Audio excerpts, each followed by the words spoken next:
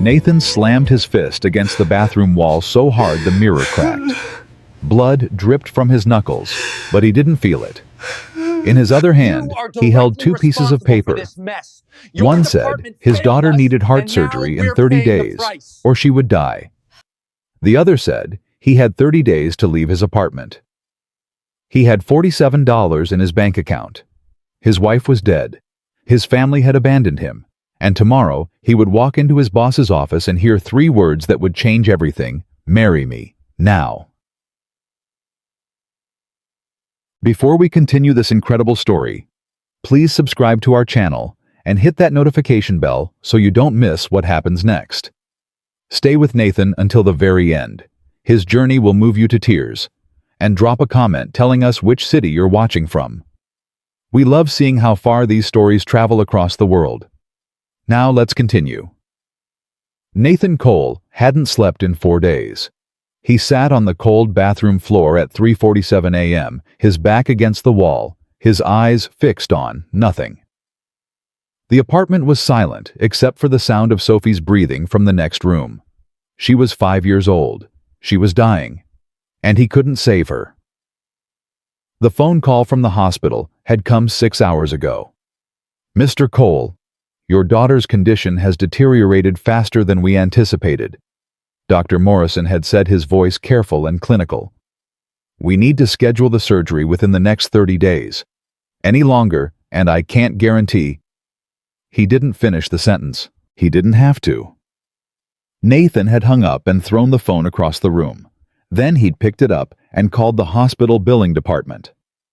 "The surgery will cost approximately $180,000, the woman had said. "We'll need at least 50% up front before we can proceed." $90,000. Nathan laughed. It wasn't a happy sound. It was the laugh of a man watching his world burn. He looked down at his hands. They were shaking. They hadn't stopped shaking since the landlord knocked on his door that morning. "I'm sorry, Nathan," Mr. Kowalski had said, not meeting his eyes. "You're 3 months behind. Corporate is forcing my hand. You have 30 days. 30 days. The same number the doctor had given him. In 30 days, he would be homeless. In 30 days, his daughter might be dead. And there was absolutely nothing he could do about it. Nathan pressed his palms against his eyes until he saw stars. How did it come to this? 3 years ago, he had a wife, a home, a future. Rebecca was everything to him, his high school sweetheart, his best friend, his whole world. When she got pregnant with Sophie, they were terrified and thrilled in equal measure. The pregnancy was difficult. Rebecca was in and out of the hospital for months. The bills piled up, but they didn't care. They were going to be parents. They were going to be a family. Sophie was born on a Tuesday morning in March. Rebecca died 47 minutes later. Complications, the doctors said. Hemorrhaging. They did everything they could. Nathan held his daughter in his arms while his wife's body went cold in the next room. Something inside him broke that day. Something that never healed. The funeral costs emptied their savings. The medical bills emptied everything else. Nathan's parents refused to help. They had never approved of Rebecca, never approved of anything Nathan did. His brother didn't return his calls. He was alone.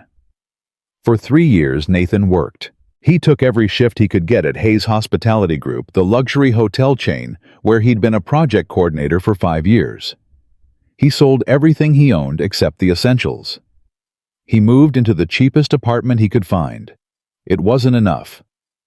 The hospital bills from Rebecca's death kept coming. Sophie got sick constantly. Colds, infections, fevers that wouldn't break. Every doctor visit was another bill.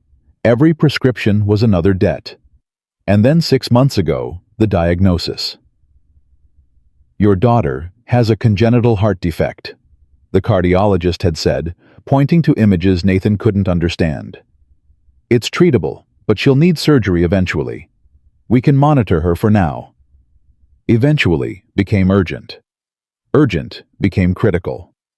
And now, Nathan sat on his bathroom floor at nearly 4 a.m., wondering how he was supposed to tell his daughter that Daddy couldn't fix this one. A small voice broke through his thoughts. Daddy. Nathan's head snapped up. Sophie stood in the doorway, her stuffed elephant clutched to her chest, her eyes heavy with sleep. Hey, sweetheart, Nathan said, forcing his voice to stay steady. What are you doing up?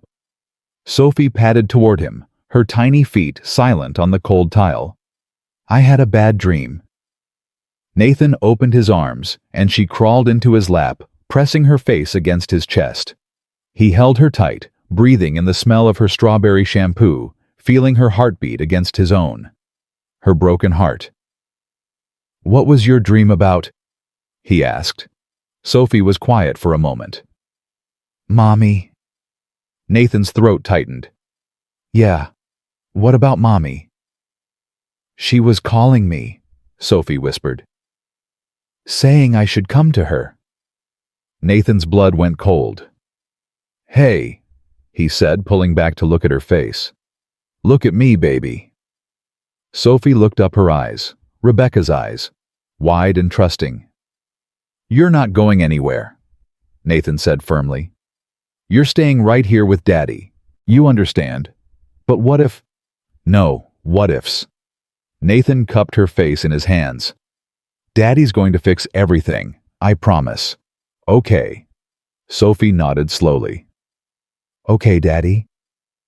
Nathan carried her back to bed, tucked her in, and sat beside her until she fell asleep. Then he walked to the kitchen and stared at the bills spread across the table. Eviction notice, medical bills, school tuition, final warning, power bill, past due. A promise. He had made a promise he couldn't keep. Nathan picked up his phone and stared at the message that had come in 3 hours ago, a message he'd been avoiding. From Victoria Hayes' report to my office, 8 a.m. tomorrow, non-negotiable, Victoria Hayes, the CEO, the Ice Queen. Nathan had worked at Hayes Hospitality for 5 years. In that time, he had seen Victoria Hayes exactly 4 times. Always from a distance, always surrounded by executives who scattered when she walked past. She was 31 years old and ran a billion-dollar empire with the precision of a surgeon and the warmth of a glacier. No one understood why she wanted to see him. Nathan was nobody. A project coordinator who sat in a cubicle on the 7th floor and tried to stay invisible. He had never spoken to her directly. He had never been called to the executive floor. Until now.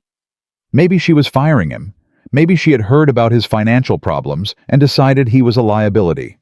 Maybe this was the final nail in the coffin. Nathan set the phone down and closed his eyes. It didn't matter anymore. Tomorrow he would find out what she wanted.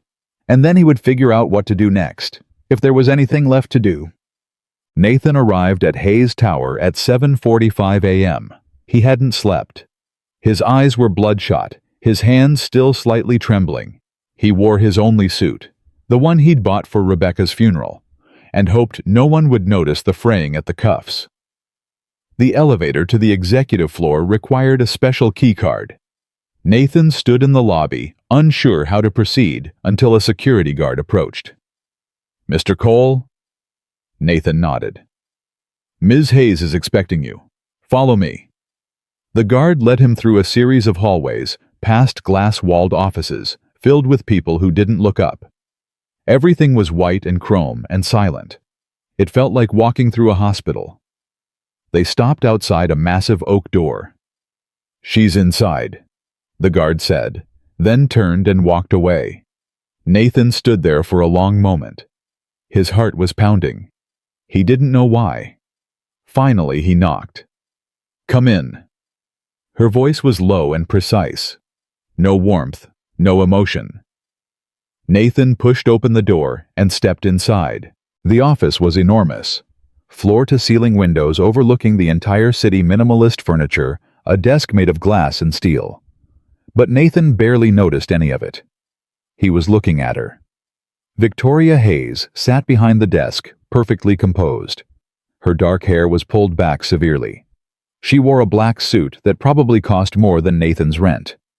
Her face was beautiful in a cold, untouchable way. High cheekbones, sharp eyes, lips that looked like they had never smiled. She didn't look up when he entered. She was reading a document, her pen moving in quick, precise strokes. "Sit," she said. Nathan sat. For almost a full minute, Victoria continued reading. Nathan sat in silence, his palms sweating, his heart racing. He had faced job interviews, angry customers, even his wife's death, and none of it had made him this nervous. There was something about her, something that demanded attention, something that made you feel small. Finally, Victoria set down her pen. She looked at him. Her eyes were gray, not blue, not brown, but a pale, unsettling gray that seemed to see everything and feel nothing. "Nathan Cole," she said.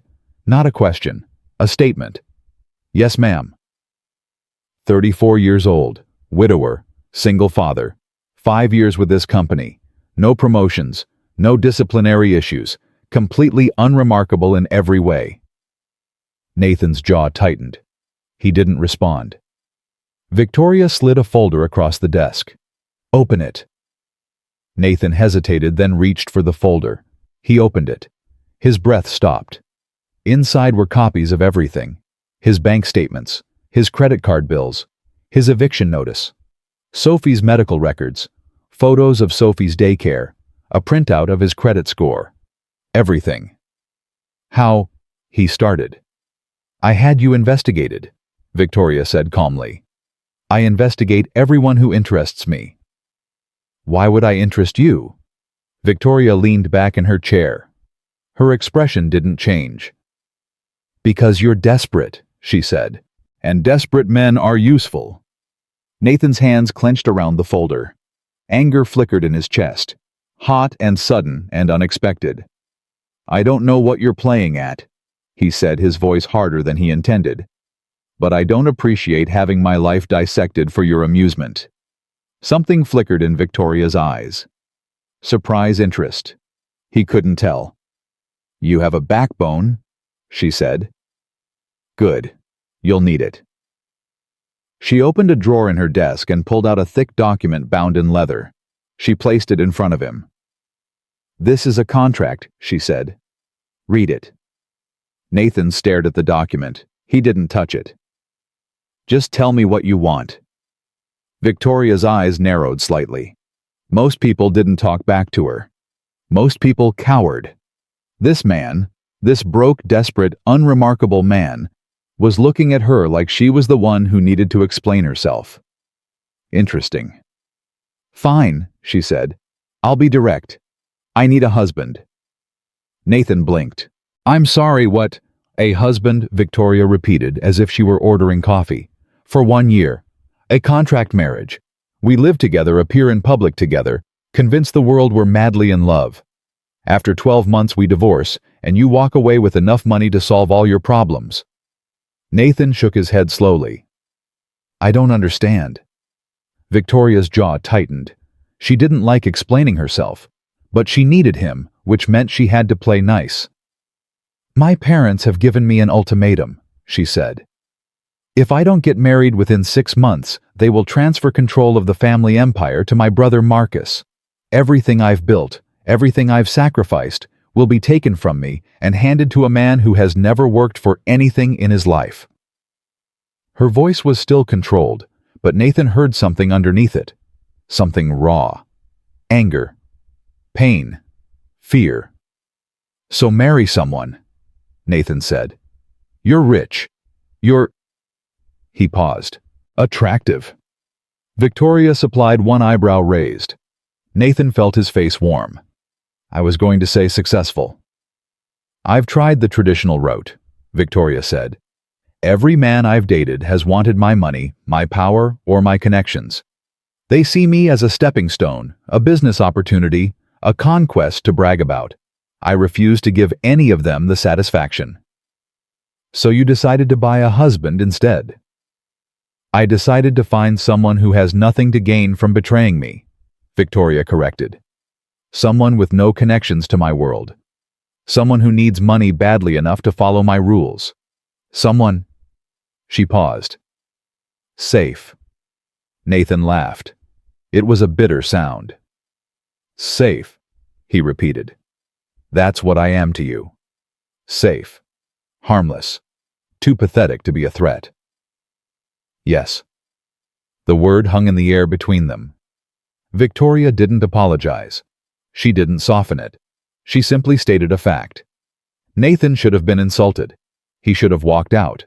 But instead, he found himself looking at her. Really looking. And seeing something he hadn't expected. She was afraid. Underneath the ice and the control and the billions of dollars, Victoria Hayes was terrified. She was fighting a war Nathan couldn't see, and she was losing. And she had come to him, a nobody, a failure, a man with nothing, because she had run out of options. Just like him. "What exactly are you offering?"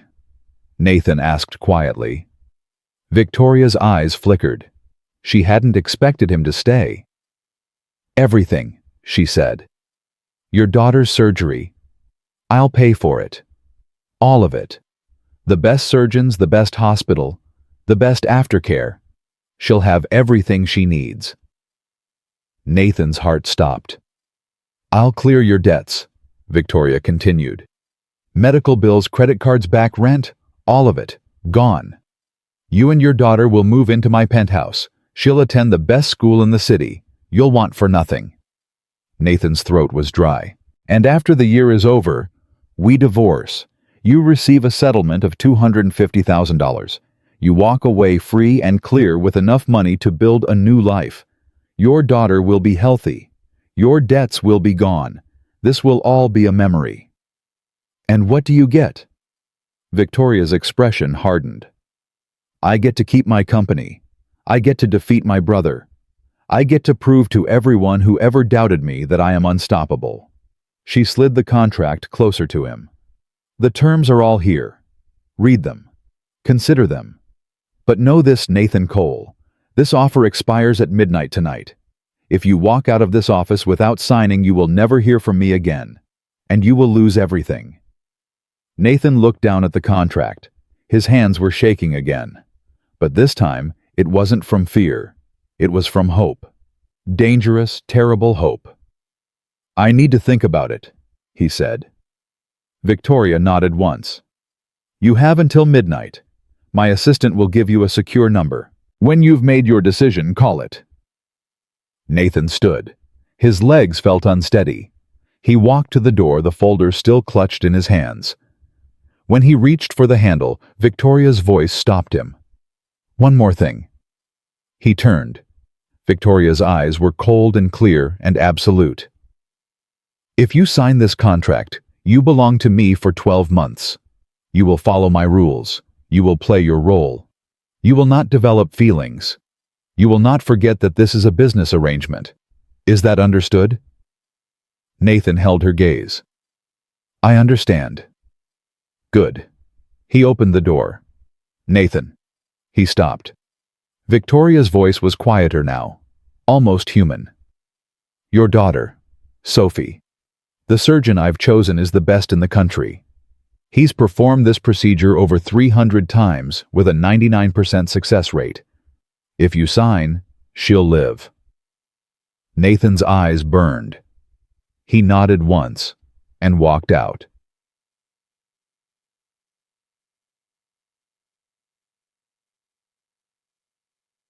That night, Nathan sat on the floor of Sophie's room, watching her sleep.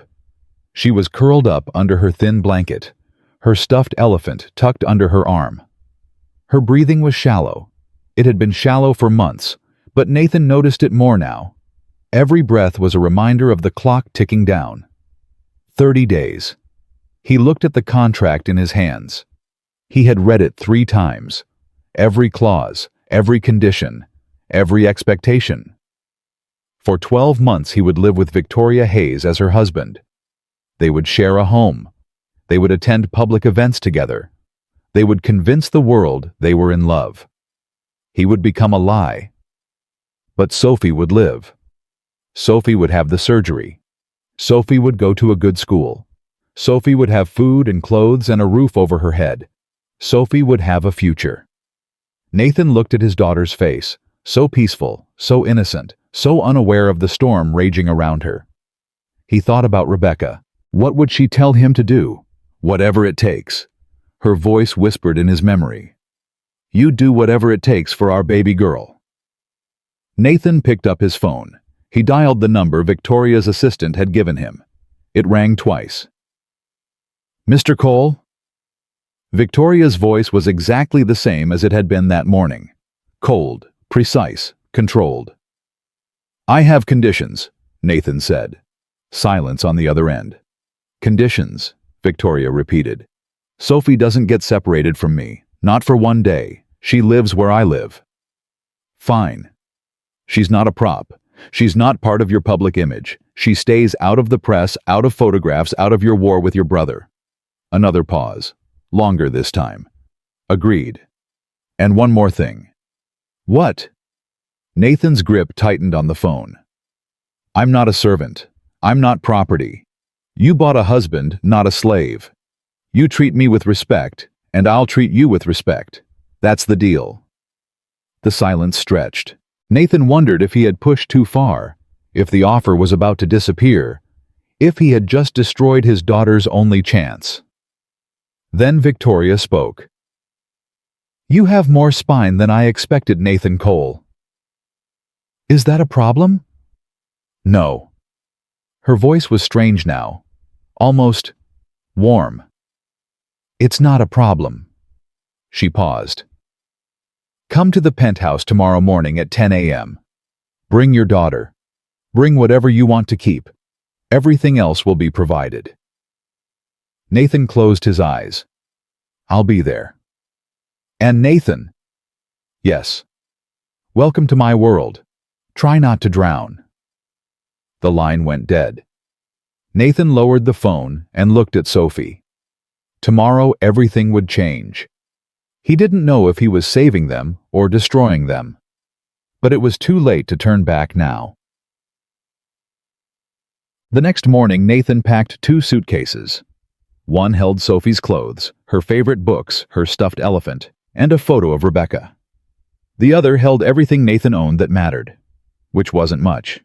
Some clothes, his wedding ring, a few mementos from a life that felt like it belonged to someone else. Sophie watched him pack with wide, curious eyes. "Where are we going, Daddy?" Nathan knelt down to her level. "We're going to stay with someone for a while, sweetheart. Someone who's going to help us." "Who?" Nathan hesitated. He hadn't figured out how to explain this yet. "Her name is Victoria," he said finally. "She's Daddy's friend." "Is she nice?" Nathan thought about Victoria's cold gray eyes, her sharp voice, her absolute control. "She's interesting," he said. Sophie considered this. "Does she have any pets?" "I don't know."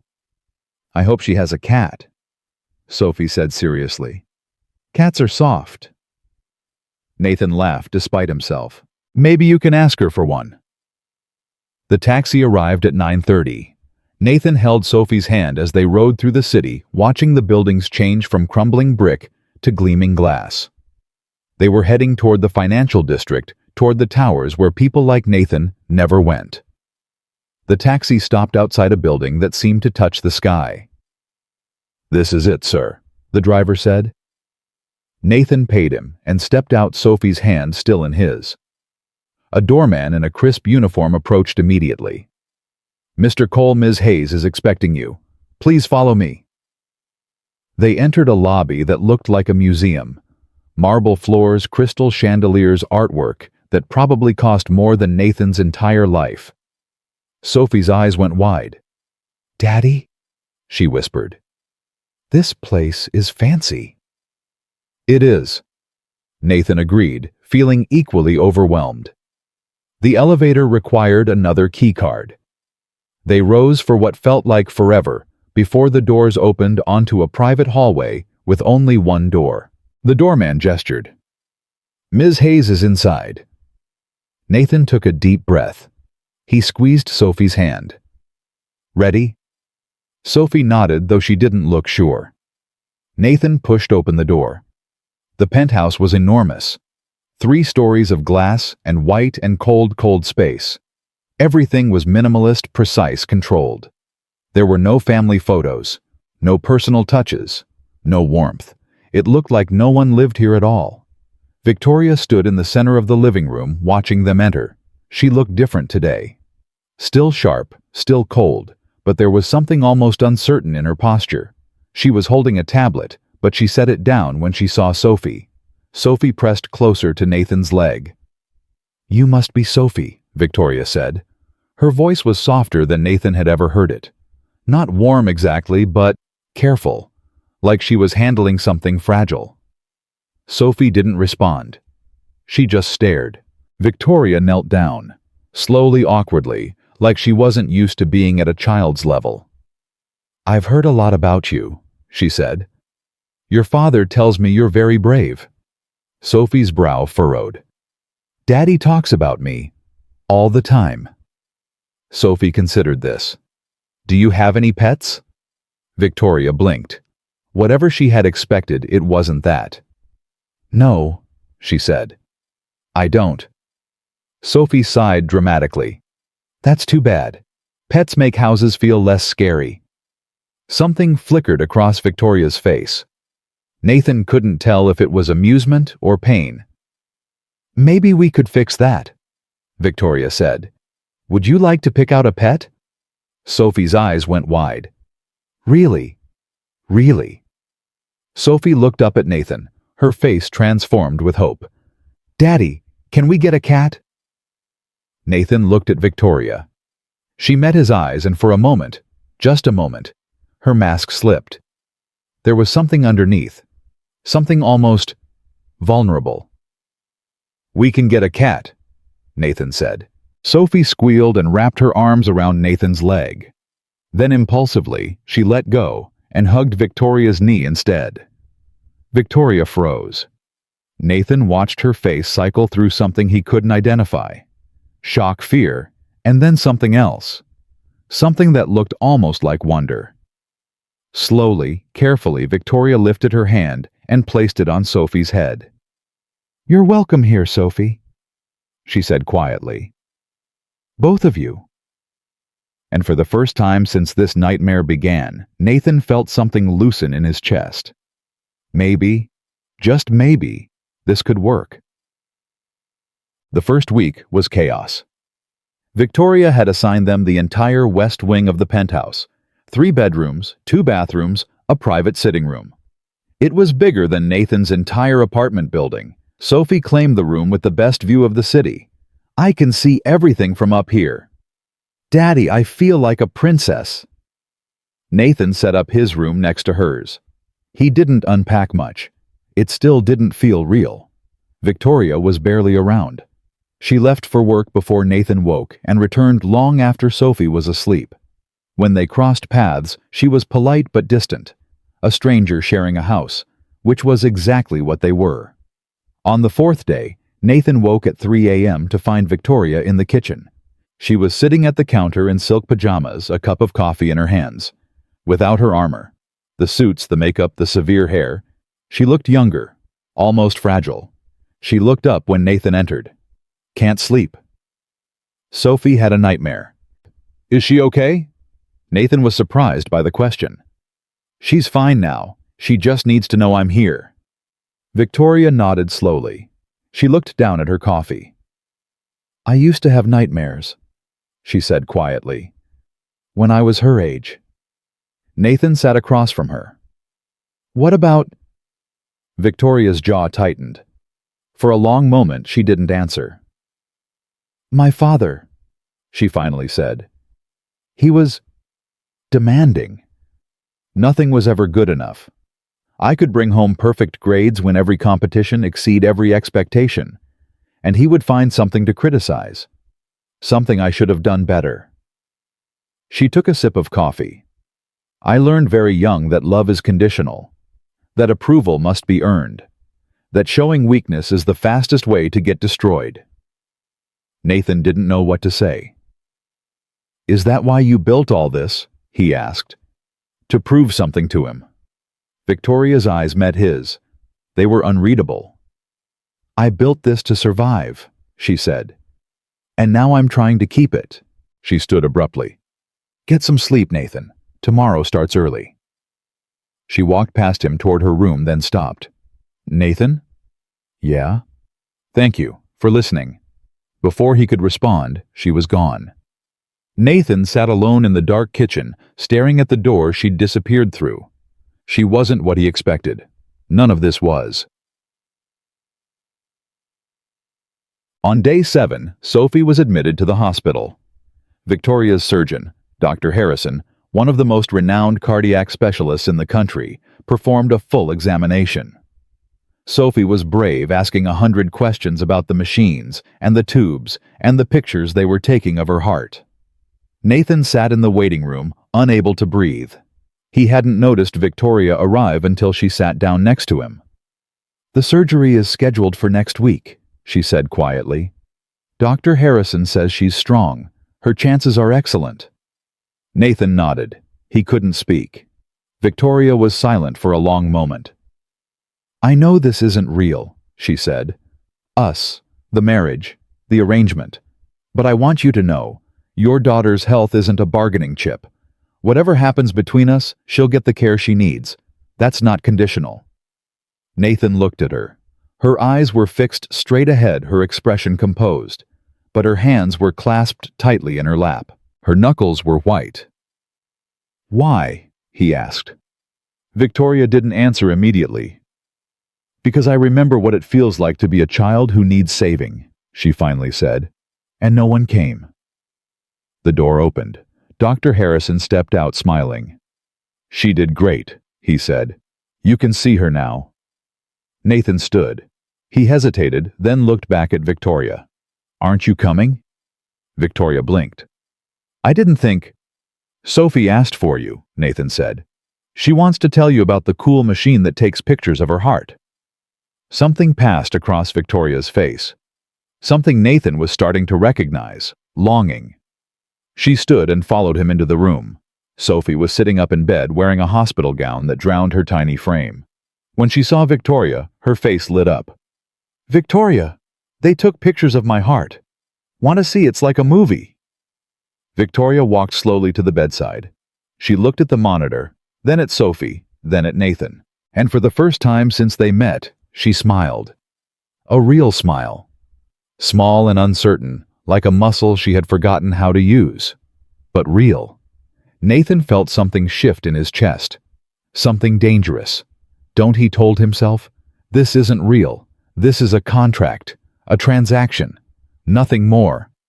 But as he watched Victoria lean over Sophie's bed, listening to his daughter explain the heart movie, with intense seriousness, he knew he was already in trouble. Because despite everything, the cold, the walls, the ice, Victoria Hayes was starting to feel human. And that changed everything. The surgery happened on a Tuesday. Nathan sat in the waiting room for 6 hours and 14 minutes. He counted every second. Every tick of the clock was a prayer. Every footstep in the hallway was either salvation or destruction. Victoria sat beside him the entire time. She didn't speak much.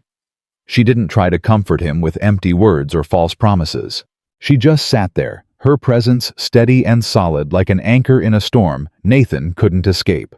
At hour 3, Nathan's hands started shaking so badly he couldn't hold his coffee cup. Victoria took it from him without a word and set it aside. At hour 4, Nathan stood up and paced. Back and forth. Back and forth. His mind was racing with every terrible possibility. What if the surgery failed? What if Sophie didn't wake up? What if he lost her the way he lost Rebecca? Victoria caught his arm as he passed. "Sit down, Nathan." "I can't." "You're going to collapse. Sit down." He looked at her. Her eyes were calm, but not cold. There was something underneath, something that looked almost like understanding. "How do you do it?" he asked, his voice breaking. "How do you stay so calm when everything is falling apart?" Victoria's grip on his arm tightened slightly. "I've had a lot of practice." "That's not an answer." "No," she agreed. "It's not." She pulled him toward the chair. He sat not because he wanted to, but because his legs wouldn't hold him anymore. "When I was 12, Victoria said quietly, My mother was in the hospital for 3 months. Cancer. They didn't think she'd survive. Nathan looked at her. She had never mentioned her mother's illness before. I used to sit in waiting rooms just like this one. Victoria continued. Every day after school, watching doctors walk past, trying to read their faces, trying to guess if today was the day I would become an orphan. What happened? She survived, barely. But something changed after that. I realized that fear doesn't help. Panic doesn't help. The only thing that helps is control. Controlling what you can and accepting what you can't. Nathan shook his head. I don't know how to do that. You don't have to, Victoria said. Not right now. Right now you just have to wait, and I'll wait with you. She didn't let go of his arm. Nathan didn't pull away. At hour 6, the door finally opened. Dr. Harrison walked out, and Nathan's heart stopped completely. He couldn't read the doctor's expression. He couldn't breathe. He couldn't think. Then Dr. Harrison smiled. The surgery was a complete success, he said. Sophie is stable. She's going to be just fine. Nathan's legs gave out. He would have hit the floor if Victoria hadn't caught him. She held him up, her arms surprisingly strong around his shoulders, as the tears he'd been holding back for weeks finally broke free. She's okay, he whispered.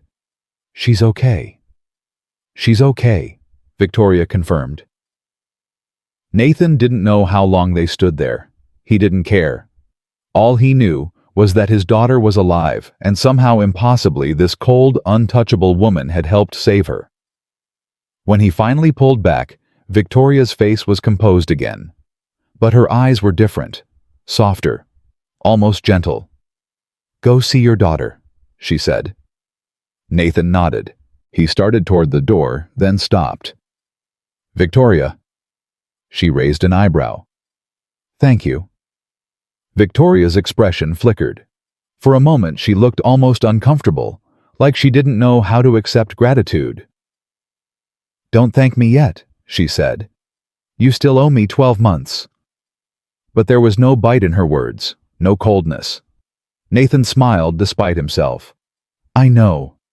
He walked through the door to find his daughter. Sophie was awake when Nathan entered the recovery room. She looked small and pale against the white sheets, but her eyes were bright, and her smile was real. Daddy, she croaked. Nathan rushed to her side and took her hand, tears streaming down his face. Hey, sweetheart, how do you feel? Tired, Sophie admitted. But the doctor said my heart is fixed now. He said I'm going to be okay. You are, Nathan said, his voice breaking. You're going to be perfect. Sophie's eyes moved past him to the doorway. Where's Victoria? Nathan turned. Victoria was standing at the entrance, hesitant, like she wasn't sure if she was welcome.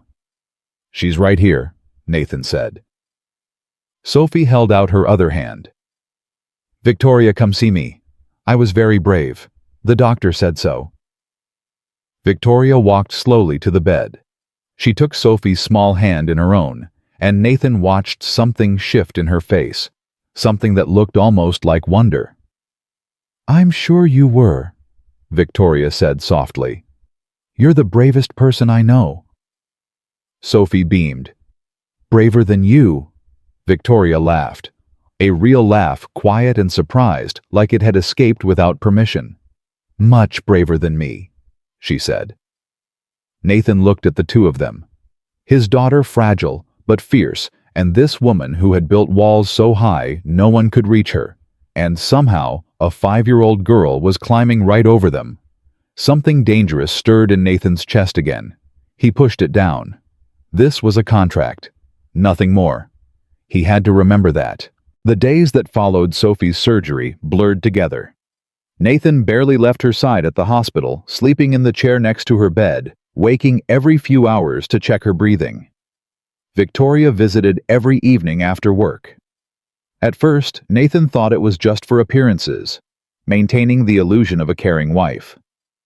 But there were no cameras in Sophie's hospital room. No one to impress.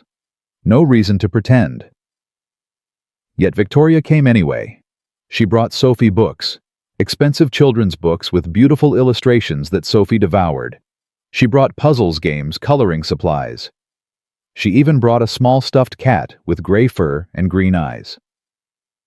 "I know it's not a real cat," Victoria said almost sheepishly, "but this can keep you company until you're well enough to pick one out."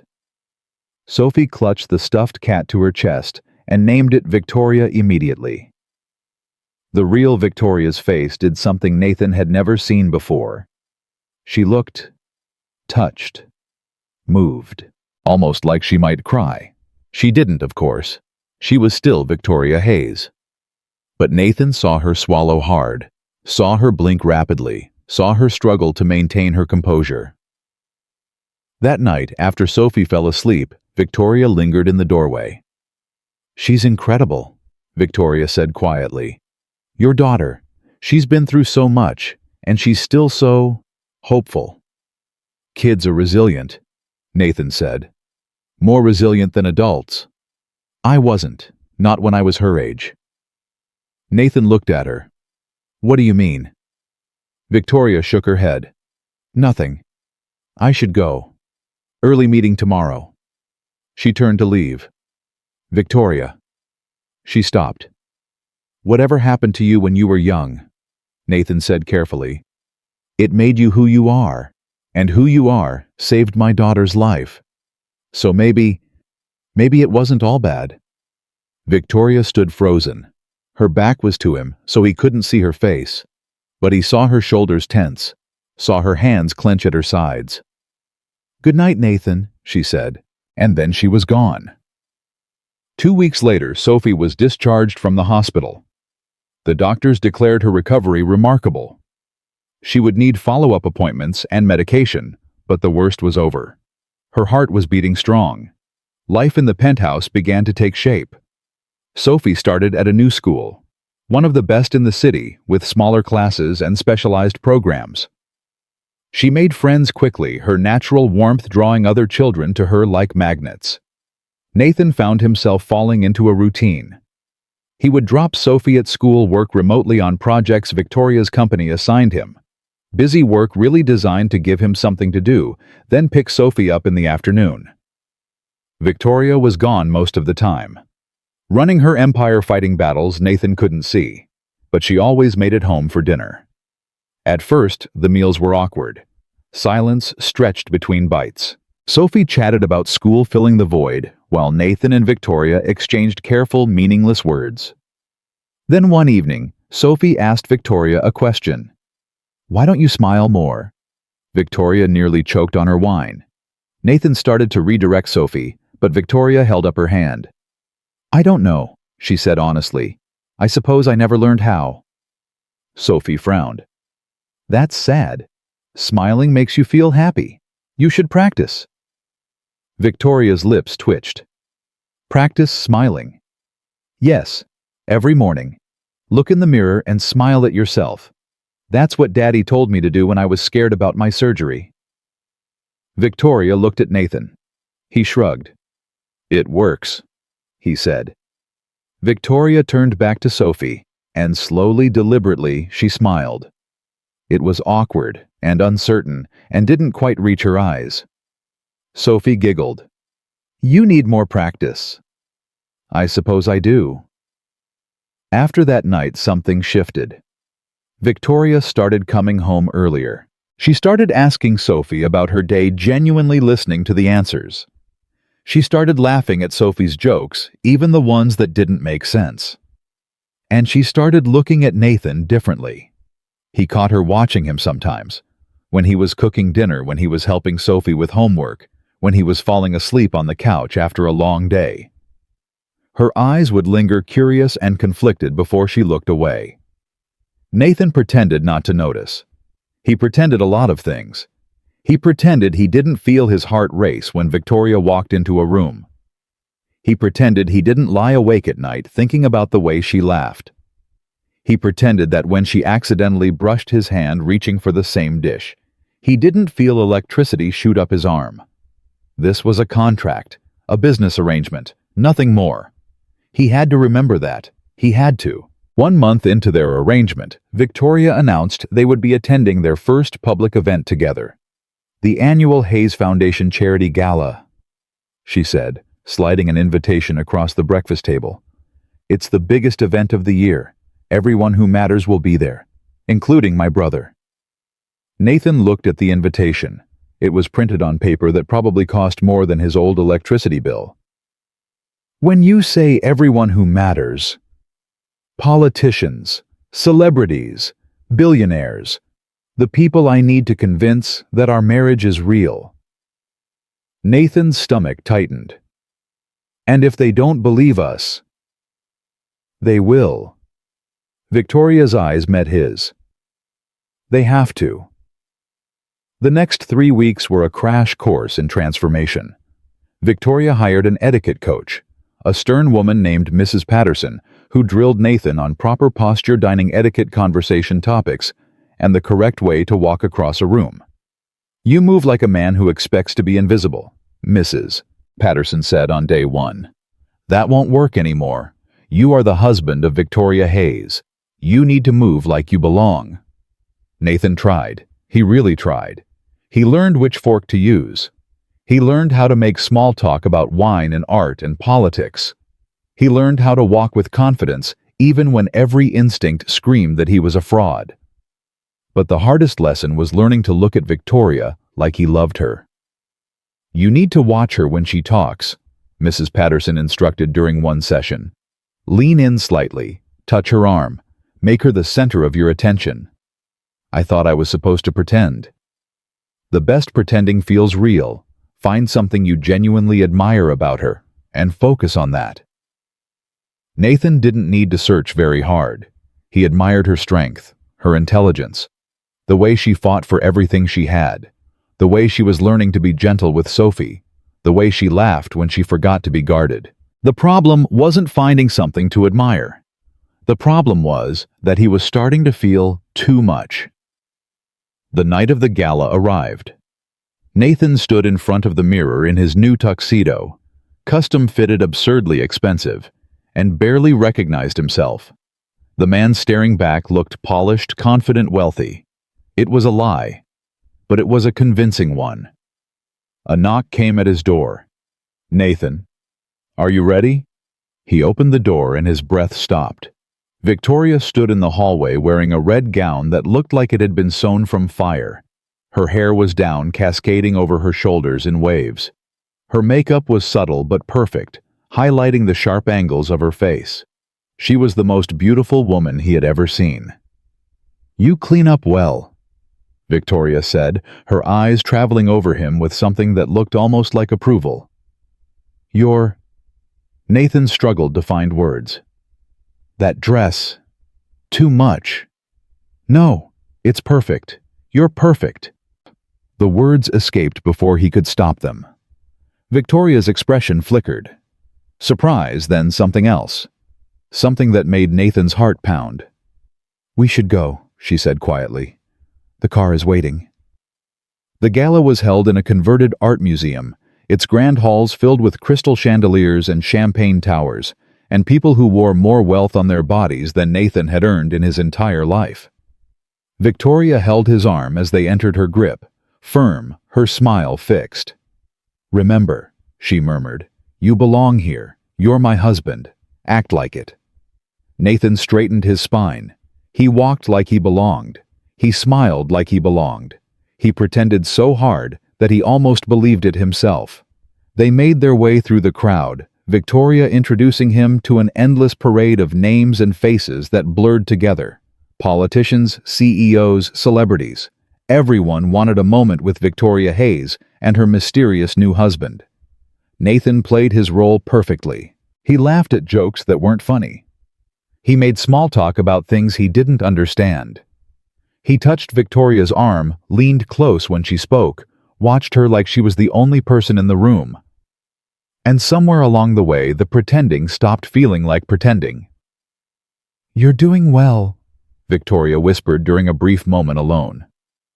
Better than I expected. Thanks, I think. Victoria smiled. A real smile, not the practiced one she wore for the crowd. That wasn't an insult. From you, I wasn't sure. She laughed softly. I deserved that. The music changed, shifting to something slow and romantic.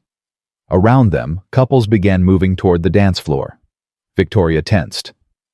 We should dance, Nathan said. I know. Is something wrong? Victoria hesitated. I'm not good at dancing. Not like this. Nathan stared at her. Victoria Hayes, CEO Billionaire Force of Nature, was afraid of dancing. Neither am I, he admitted. But we're supposed to be in love, right, newlyweds? We have to dance. Victoria looked at the dance floor like it was a battlefield. Fine, but if I step on your feet, don't say I didn't warn you. They walked to the floor together. Nathan took her hand. Her fingers were cold, trembling slightly, and placed his other hand on her waist. Victoria's hand rested on his shoulder, tentative and uncertain. They began to move. Victoria was right. She wasn't a natural dancer. She was stiff, counting steps in her head, too focused on technique to feel the music. But Nathan had learned something during his weeks of training. Confidence was more important than skill. Stop thinking, he murmured. I can't. Yes, you can. Just look at me. Victoria's eyes met his. Gray and guarded, but underneath Nathan could see the fear she worked so hard to hide. I've got you, he said. Just follow my lead. Something shifted in her expression. The walls came down just a little. She stopped counting. She stopped analyzing. She let him guide her. And for one perfect moment, they weren't pretending anymore. They were just two people holding each other, moving together like it was the most natural thing in the world. The song ended. The crowd applauded. But Nathan barely heard it. All he could see was Victoria's face, closer than it had ever been. Her lips parted slightly, her eyes wide and vulnerable. Nathan, she started. Well, well, well. The moment shattered. A man approached them, smiling in a way that didn't reach his eyes. He was tall, handsome, in a polished, practiced way, wearing a tuxedo that screamed old money. His eyes were the same gray as Victoria's, but colder, sharper. Marcus Hayes. Victoria's entire body went rigid. Nathan felt her hand tighten on his arm, her fingers digging in like claws. Brother, Victoria said. Her voice was ice. Sister. Marcus's smile widened. And the mystery husband, Nathan Cole. Isn't it? I've heard so much about you. Nathan extended his hand. All good things, I hope. Marcus shook it, his grip deliberately too tight. Some good. Some interesting. Interesting how... Marcus released his hand and stepped back, looking at Nathan like he was a specimen under glass. It's just fascinating, Marcus said. How quickly my sister found true love. 6 months ago she was a committed bachelorette. Now she's married to a man no one's ever heard of, from a background that doesn't exactly match her social circle.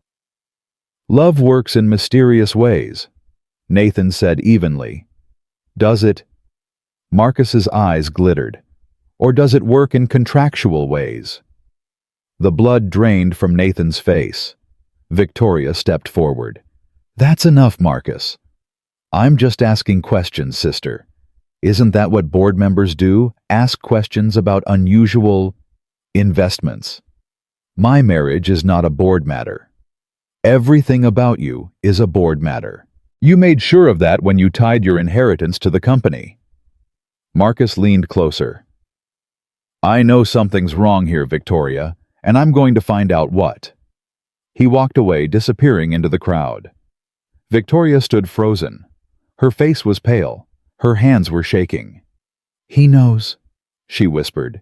He doesn't have proof yet, but he suspects. Nathan touched her arm. Victoria. I need air. She pulled away and walked quickly toward the exit, leaving Nathan alone in the middle of the dance floor. He found her on the balcony overlooking the city. She was standing at the railing, her arms wrapped around herself, her breath coming in quick, sharp gasps. The confident CEO was gone. In her place was a woman on the edge of breaking. Victoria. She didn't turn around. You should go back inside. Someone will notice. Let them. He walked to her side. The city lights stretched out below them, glittering like fallen stars. He's going to destroy everything, Victoria said, her voice barely audible. Everything I've built. Everything I've sacrificed. He's going to take it all. We won't let him. Victoria laughed bitterly. How he has resources, connections. He's been waiting for me to fail my entire life. And now I've given him exactly what he needs. You haven't given him anything. He suspects, but he doesn't know. There's a difference. Victoria turned to face him. Her eyes were bright with unshed tears, her mascara beginning to smudge at the corners. Why do you care? She demanded. This was supposed to be a transaction. You got what you wanted. Sophie's surgery, your debts cleared. Why are you still fighting for me? Nathan didn't answer immediately. He didn't know how to explain it, didn't know how to put into words what he was feeling. Because you're not what I expected, he finally said. When I signed that contract, I thought you were exactly what everyone said. Cold, untouchable, incapable of feeling. But that's not who you are. You don't know who I am. I'm learning. Nathan stepped closer. You're terrified of being vulnerable. You've built walls so high because you've been hurt so many times. You push people away because it's safer than letting them in. But underneath all that armor, you're just human, like the rest of us. Victoria stared at him. The tears spilled over, tracking down her cheeks. I don't know how to do this, she whispered. I don't know how to be soft. I don't know how to trust. Every person I've ever let in has either betrayed me or left. I don't know how to believe you won't do the same. Nathan reached out and wiped a tear from her cheek. His touch was gentle, careful, giving her every opportunity to pull away. She didn't. I'm not going anywhere, he said. We made a deal. 12 months. And I keep my promises. Victoria closed her eyes. A shudder ran through her body. This wasn't supposed to happen, she said. What wasn't? She opened her eyes. They were red and raw and more honest than Nathan had ever seen them. I wasn't supposed to care about you. Nathan's heart stopped. Before he could respond, Victoria stepped back. She wiped her eyes, straightened her spine, rebuilt her walls with practiced efficiency. We should go back inside, she said. People will talk. Victoria. Not now. Her voice was firm, but not unkind. Please, I need to think. She walked past him back toward the doors. Nathan watched her go. She wasn't supposed to care about him, but she did, and that changed everything. The ride home was silent. They sat on opposite sides of the car, neither speaking, the weight of unspoken words filling the space between them. Nathan stared out the window at the passing lights. Victoria stared at her hands folded in her lap. When they reached the penthouse, Sophie was already asleep. Nathan checked on her, kissed her forehead, and stood in her doorway for a long moment, watching her breathe. His daughter was safe, healthy, happy, because of Victoria. He found Victoria in the kitchen, pouring herself a glass of whiskey. Her gown was wrinkled now, her hair falling loose from its careful arrangement. She looked exhausted. Want some? She asked, holding up the bottle. Nathan nodded. She poured him a glass. They stood across from each other at the counter, drinking in silence. About what I said, Victoria started. On the balcony. I shouldn't have. Don't. Nathan interrupted. Don't take it back. Victoria looked at him. Her eyes were guarded again, but not completely. There was a crack in the armor, a way in. This is dangerous, she said quietly. Feelings complicate things. They make people vulnerable. They give other people power over you. Is that what you're afraid of, giving me power over you? Victoria didn't answer, but the look in her eyes told him everything. Nathan set down his glass. He walked around the counter until he was standing in front of her. Close enough to touch. Close enough to feel the warmth radiating from her skin. "I don't want power over you," he said. "I just want to understand you." "Why?" "Because you're the most complicated person I've ever met, and for some reason, that makes me want to figure you out." Victoria's breath caught. "Nathan." He reached up and tucked a strand of hair behind her ear. His fingers brushed her cheek. She shivered. "I know this started as a contract," he said, "but somewhere along the way it stopped feeling like one, at least for me." Victoria stared at him. The walls were crumbling. The ice was melting. He could see it happening in real time. "We can't," she whispered. "If this falls apart, if Marcus finds out, if the board discovers, I don't care about any of that." "You should." "Maybe, but I don't." He leaned closer.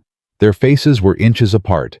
He could see every detail of her eyes, the rings of gray, the flecks of blue, the fear and the hope battling for dominance. "Tell me to stop," he murmured. "Tell me this is just a contract and I'll walk away. I'll go back to pretending. I'll finish the 12 months and disappear from your life. Just say the word." Victoria's lips parted. She didn't say a word. Nathan kissed her. It wasn't like the kiss at the gala, the one they'd given for the cameras, performative and empty. This was real. This was fire. This was two people who had been fighting something inevitable, finally giving in. Victoria's hands came up to grip his shirt. She pulled him closer, kissing him back with a desperation that matched his own. Years of loneliness, of walls, of pushing people away, all of it shattered in that moment. When they finally broke apart, both were breathing hard. Victoria's eyes were wide, terrified, alive. "This changes everything," she said. Nathan nodded. "I know. There's no going back." "I know." Victoria reached up and touched his face. Her fingers trembled against his cheek. "Then don't go back," she whispered. "Stay." Nathan pulled her close again, and for the first time since this madness began, he wasn't pretending at all. The weeks that followed were unlike anything Nathan had ever experienced. He and Victoria existed in a strange new space, no longer strangers bound by contract, but not quite ready to name what they had become. They shared quiet conversations after Sophie went to bed. They cooked dinner together, standing too close in the kitchen, their hands brushing more often than necessary. They laughed at things that weren't particularly funny just to hear each other's voices. And they kissed. Not for cameras, not for audiences, not for anyone but themselves. But they also didn't talk about it. They didn't label it. They didn't acknowledge the growing tension that filled every room they occupied together. Victoria was still Victoria, guarded, controlled, terrified of vulnerability. And Nathan understood that pushing too hard would only make her retreat further. So he waited. He let her set the pace. And slowly, painfully, she began to open. One night, Nathan found her in her office at 2 a.m., surrounded by documents, her face pale with exhaustion. "You should sleep," he said from the doorway. Victoria didn't look up. "I can't. Marcus is making moves. He's been meeting with board members privately, planting seeds." Nathan walked in and sat across from her. "What kind of seeds?" "Doubt. Suspicion. He's telling them I'm distracted. That my judgment is compromised." She laughed bitterly. "That my marriage is affecting my performance." "Is it?" Victoria finally looked at him. Her eyes were red-rimmed, shadowed with exhaustion. "Yes," she admitted, "but not the way he thinks." "What do you mean?" Victoria set down her pen. She was quiet for a long moment, struggling with something internal. "Before you came," she said slowly, "I worked 18-hour days. I didn't sleep. I didn't eat properly. I didn't have a life outside this company because this company was my life. It was the only thing I had. And now," Victoria's voice dropped to a whisper, "now I find myself wanting to come home. I find myself looking forward to dinner with you and Sophie. I find myself thinking about things that have nothing to do with profit margins or quarterly reports." Nathan's heart pounded. "Is that a bad thing?" "I don't know." Victoria's eyes met his. "I've never wanted anything except success. I never allowed myself to want anything else, and now I want something I can't control, and it terrifies me." Nathan reached across the desk and took her hand. Her fingers were cold, but she didn't pull away. "You don't have to control everything," he said. "That's easy for you to say." "No, it's not. I spent 3 years trying to control things I couldn't control, trying to fix things I couldn't fix. It nearly destroyed me." He squeezed her hand. "Sometimes the bravest thing you can do is let go." Victoria stared at their intertwined fingers. "I don't know how," she whispered. "Then let me teach you." She looked up at him. The walls were crumbling. He could see it in her eyes. The fear, the hope, the desperate need for something she couldn't name. "Nathan!" Her phone rang. Victoria pulled her hand back, reaching for the device. Her expression changed the moment she saw the screen. "It's my mother." She answered, her voice shifting into professional mode. "Mother, it's late." Nathan couldn't hear the other side of the conversation, but he watched Victoria's face transform. Confusion, shock, fear. "When?" Victoria asked sharply. "How did he—" She stopped. Her face went white. "I understand. I'll be there." She hung up and sat motionless. "Victoria, what happened?" When she looked at him, her eyes were hollow. "Marcus called an emergency board meeting," she said. "Tomorrow morning. He's presenting evidence that our marriage is fraudulent." Nathan's blood went cold. "Evidence? What evidence?" "I don't know, but whatever it is, it was enough to convince the board to convene." Victoria stood, her movements mechanical. "This is it. Everything I've worked for, everything I've built, it's all going to end." Nathan stood and gripped her shoulders.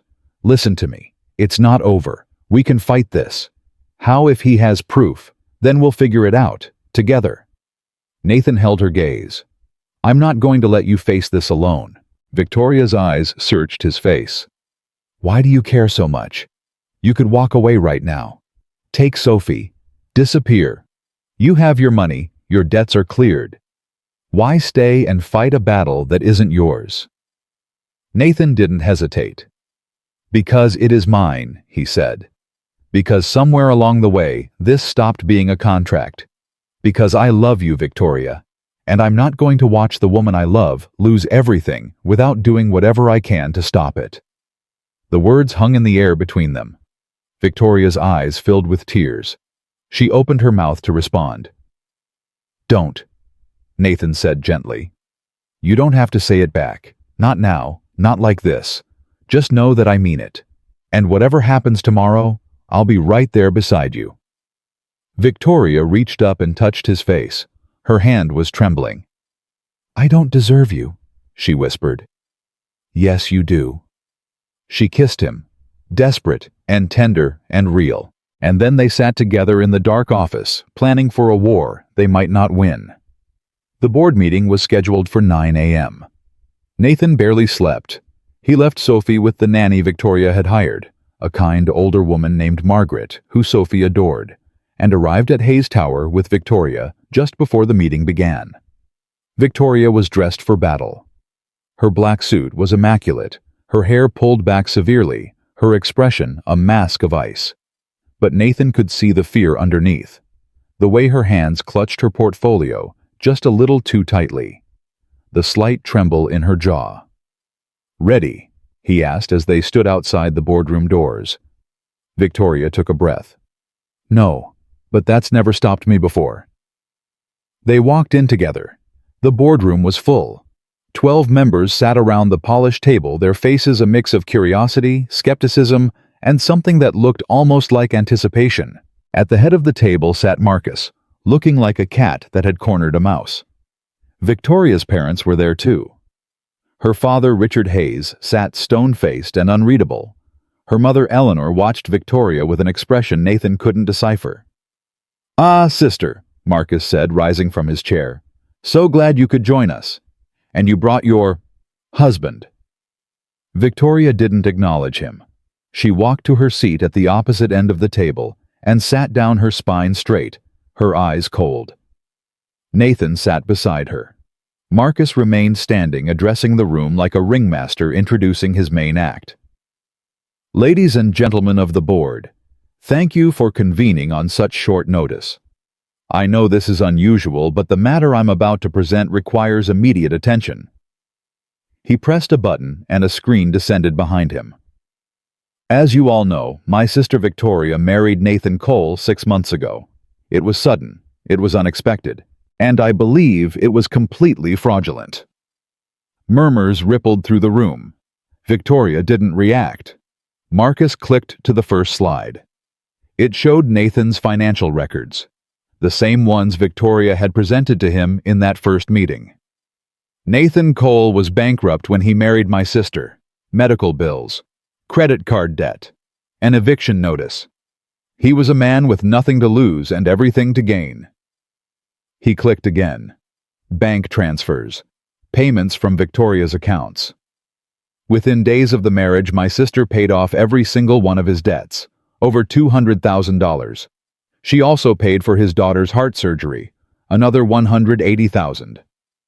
More murmurs. Board members exchanged glances. "But the most damning evidence," Marcus continued, "is this." He clicked one more time.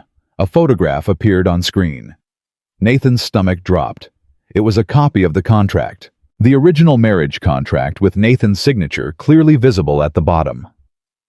"I obtained this from my sister's personal files," Marcus said, his voice triumphant. "It explicitly states that this marriage is a business arrangement, a transaction. It was designed to help Victoria circumvent the marriage requirement and maintain control of the company through deception." The room erupted. Board members shouted over each other. Richard Hayes's expression darkened. Eleanor remained silent, watching. Victoria sat frozen. Her mask had cracked. Nathan could see the devastation in her eyes. Marcus raised his hands for silence. "This is not just a personal scandal," he said. "This is fraud. My sister lied to this board, to our shareholders, to our family. She does not deserve to lead this company. I move for an immediate vote of no confidence." "Seconded," one of the board members said. Victoria finally spoke. Her voice was calm, but Nathan heard the effort it took. "You obtained that contract illegally," she said. "You broke into my private files. The method doesn't change the facts, sister. You lied. You cheated. You manipulated everyone in this room to get what you wanted. I built this company from the ground up. Every success, every contract, every dollar of profit. I earned it, not you, not anyone else. And you also earned a prison sentence for fraud," Marcus shot back. "Unless, of course, the board decides to be merciful and simply remove you from your position." The room fell silent. Victoria looked around the table. Nathan watched the board members avoid her eyes. One by one, they were turning away from her. She was going to lose. Everything she had worked for. Everything she had sacrificed. It was slipping through her fingers. Nathan stood up. Every head turned toward him. "Mr. Cole?" Marcus said, barely containing his smile. "You're not a board member. You don't have speaking privileges." "Then consider this a confession," Nathan said. Victoria grabbed his arm. "Nathan, don't." He looked down at her. Her eyes were wide with fear, not for herself, but for him. "Trust me," he said quietly. He turned to face the board. "Marcus is right," Nathan began. "About some of it. The contract is real. I signed it because I was desperate. My daughter was dying and I couldn't afford the surgery. I was about to be evicted. I had nothing left to lose." He paused, letting the words sink in. "Victoria offered me a way out. A business arrangement. 1 year of pretending to be her husband in exchange for saving my daughter's life. I took the deal because what father wouldn't?" Board members shifted uncomfortably. "But here's what Marcus doesn't know," Nathan continued. What started as a contract didn't stay that way. He looked at Victoria. Her eyes were fixed on his face. I moved into her home expecting to find the Ice Queen everyone warned me about. A woman without feelings, without humanity, without a heart. Nathan shook his head. That's not who I found. He turned back to the board. I found a woman who works herself to exhaustion because she genuinely cares about this company and everyone who works for it. I found someone who spent her entire life trying to prove she's good enough because her own family never told her she was. I found someone who was terrified of being alone, but too proud to admit it. Victoria's breath caught. Nathan kept going. I watched her sit by my daughter's hospital bed reading stories for hours. I watched her learn how to smile again because a 5-year-old told her she needed practice. I watched her fight every single day to be better than the world expected her to be. His voice dropped. And somewhere along the way, I stopped pretending. The room was dead silent. Nathan looked directly at Victoria. I love you, he said. Not because of a contract, not because of money. I love you because you're the strongest, most stubborn, most brilliant person I've ever known. And if that makes me a fraud, then fine, I'm a fraud. But what I feel is real. Tears were streaming down Victoria's face. She didn't wipe them away. Marcus's voice cut through the silence. This is absurd. This is nothing but a performance designed to... That's enough, Marcus. Everyone turned. Eleanor Hayes had risen from her seat. She walked to the center of the room with the calm authority of someone who had spent a lifetime commanding attention. Mother, Marcus sputtered, you can't seriously believe... I said enough. Eleanor's voice was ice. Marcus fell silent. She turned to address the board. I knew about the contract from the beginning. The room erupted again. Victoria's face went pale. Marcus looked like he'd been slapped. Eleanor continued, her voice cutting through the chaos. Victoria came to me before she made this arrangement. She told me everything. The ultimatum, her plan, the man she intended to marry, and I approved it. Victoria's voice was barely a whisper. You knew. Eleanor turned to her daughter. For the first time, her expression softened. I did, and I'll tell you why. She took a step closer to Victoria. For 30 years, I watched you build walls. I watched you push away everyone who tried to love you. I watched you convince yourself that emotion was weakness and control was the only thing that mattered. Her eyes glistened with tears she refused to shed. I knew that if I simply handed you the company, you would continue down that path. You would become successful and powerful and utterly, completely alone. So I supported your father's ultimatum, not to punish you, but to force you to let someone in. Victoria was trembling. But why didn't you tell me? Because you needed to figure it out on your own. Eleanor looked at Nathan. And you did. You found someone who saw past the walls, someone who loved you not for your money or your power, but for who you really are. She turned back to the board. I've watched this relationship develop over the past 6 months. What started as a contract has become something real, something genuine. And that is precisely what I hoped for. Marcus stepped forward, his face red with fury.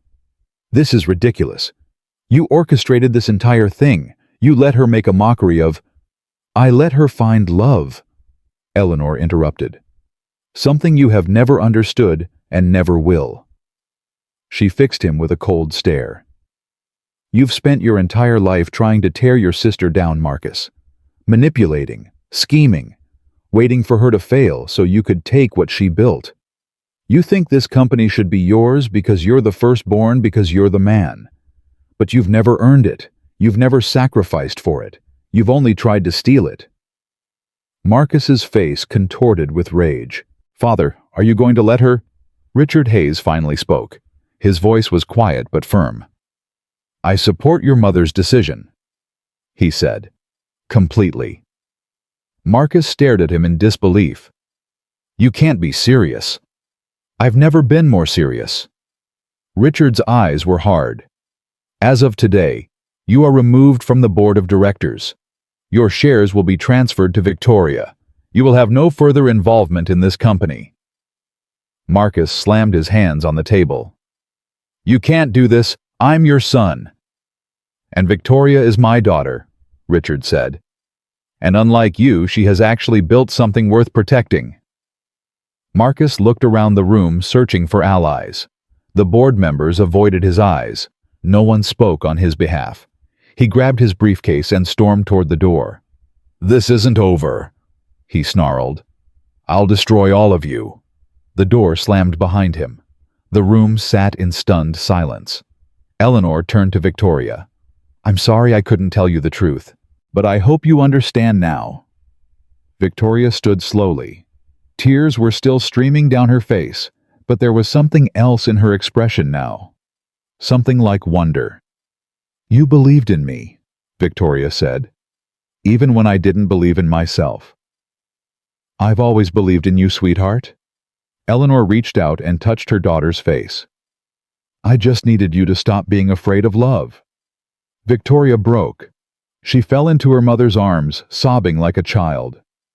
Years of walls and pain and loneliness poured out in that embrace.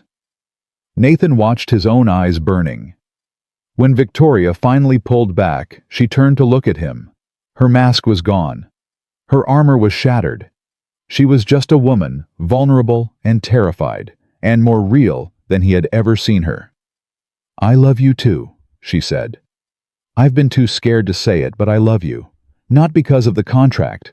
Not because you stayed. Because you're the first person who ever made me feel like I was enough." Nathan crossed the room in 3 steps. He pulled her into his arms. She buried her face in his chest, her shoulders shaking. Around them the board members quietly gathered their things and filed out. They understood this moment wasn't for them. Eleanor squeezed Victoria's shoulder as she passed. Richard followed, pausing only to nod at Nathan. A silent acknowledgement, a grudging respect. When the door closed, it was just the two of them. Victoria pulled back, wiping her eyes. "I'm sorry. I'm sorry for everything. I thought I could control this. I thought I could keep it separate. But I couldn't. I fell in love with you, and it terrified me." Nathan cupped her face in his hands. "You don't have to be scared anymore," he said. Victoria laughed through her tears. "I don't know how to do this. I don't know how to be soft." Nathan smiled. "Then we'll figure it out together." He kissed her, and this time there was no contract, no audience, no reason to pretend. It was just them. 2 broken people who had found each other in the wreckage and chosen to stay. That night they picked Sophie up together. Sophie took one look at Victoria's red-rimmed eyes and Nathan's exhausted face and frowned. "Did something bad happen?" Victoria knelt down to Sophie's level. "Something scary happened. But then something wonderful happened too." "What was the wonderful thing?" Victoria looked up at Nathan, then back at Sophie. "I finally told your daddy that I love him." Sophie's face broke into the biggest smile Nathan had ever seen. "Does that mean you're going to be my mommy for real?" Victoria's eyes filled with tears again. "If you want me to be." Sophie threw her arms around Victoria's neck. "I've always wanted a mommy," she whispered, "and I'm really glad it's you." Victoria held her tight, crying openly now. Nathan watched the 2 people he loved most in the world holding each other, and for the first time in 3 years, he felt like he could finally breathe. They had started with a contract. They had ended with a family. And tomorrow, they would begin again. The days following the board meeting felt like waking from a fever dream. Nathan had expected chaos. He had expected fallout, scandal, the world crashing down around them. Instead, something unexpected happened. Nothing. The board members who had witnessed the confrontation kept their silence. Eleanor had seen to that. Quiet conversations behind closed doors, subtle reminders of favors owed and secrets kept. Whatever methods she used, they worked. To the outside world, Victoria Hayes and Nathan Cole remained what they had always appeared to be, a happily married couple. No scandal, no headlines. Just life continuing forward. But inside the penthouse, Everything had changed. Victoria no longer retreated to her office every night. She came home for dinner, sat at the table with Nathan and Sophie, asked about their days with genuine interest. She laughed more. She touched more. Casual brushes of fingers, hands resting on shoulders, the small intimacies that had once been performance, but now felt instinctive. She was learning to be soft. And Nathan was learning that beneath the ice and the armor and the years of isolation, Victoria Hayes was the most tender-hearted person he had ever known. One evening, 3 weeks after the board meeting, Nathan found Victoria in Sophie's room. He stood in the doorway watching. Sophie was asleep, her stuffed elephant tucked under one arm, her gray stuffed cat, the one named Victoria, under the other. Victoria sat on the edge of the bed, gently brushing hair from Sophie's forehead, her expression unguarded and full of wonder. "She asked me to tuck her in," Victoria said quietly, sensing his presence. "She's never done that before." Nathan walked to her side. "She loves you." Victoria's hand stilled. "I don't know how she can. I've only been in her life for a few months." "Kids don't count months. They count feelings." Nathan sat beside her. "And she feels safe with you. She feels loved." Victoria was silent for a long moment. "I never wanted children," she finally said. "I told myself I wasn't capable of being a mother, that I would ruin any child who depended on me." "What do you think now?" Victoria looked at Sophie's sleeping face. Her eyes glistened. "I think I was wrong about a lot of things." She stood and walked quietly to the door.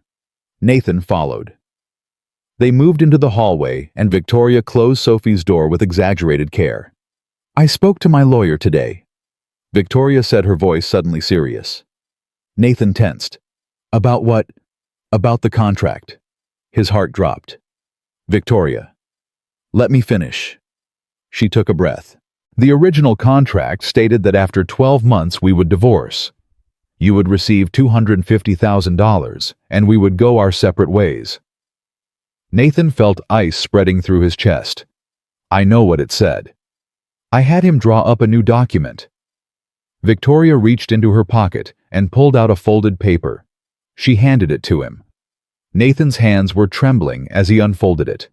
He read the first line and stopped breathing. It was a termination agreement. The contract was void. Officially, legally ended. "I don't understand," he said. Victoria stepped closer. "The contract is over, Nathan. As of today, you don't owe me anything. You're not obligated to stay. You're not bound by any terms or conditions." "Why would you?" "Because I need to know." Her voice cracked on the last word. Nathan looked up and saw tears in her eyes. "I need to know that if you stay, it's because you want to," Victoria continued, her voice barely above a whisper. "Not because you signed a piece of paper. Not because you feel obligated. Not because you're grateful. I need to know that you're choosing me. Just me." Nathan stared at her.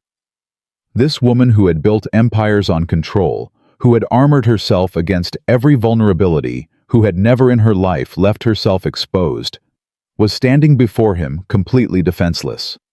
She was terrified, and she was giving him the power to destroy her. Nathan set the paper aside. "You really think I would leave?" Victoria's jaw tightened. "Everyone leaves eventually. That's what I've learned. I'm not everyone. You say that now, but in a year, 2 years, 5 years, you might change your mind. You might realize I'm too difficult, too cold, too broken." "Victoria, I'm giving you an out," she said, her voice rising. "I'm telling you that you can walk away right now free and clear, and I won't blame you. I won't hate you. I'll understand."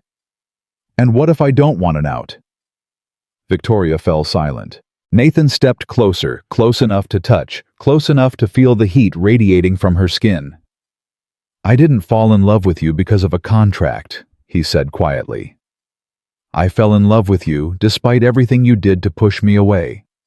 I fell in love with you when you were impossible and stubborn, and so scared of feeling that you couldn't even look me in the eye." He reached up and touched her face. She flinched, then leaned into his palm. "I'm not going anywhere," he said. "Not now. Not ever. You can tear up every contract in existence and I'll still be right here, because you're not getting rid of me that easily." Tears spilled down Victoria's cheeks. She laughed, a broken, disbelieving sound. "You're insane," she whispered. "Probably.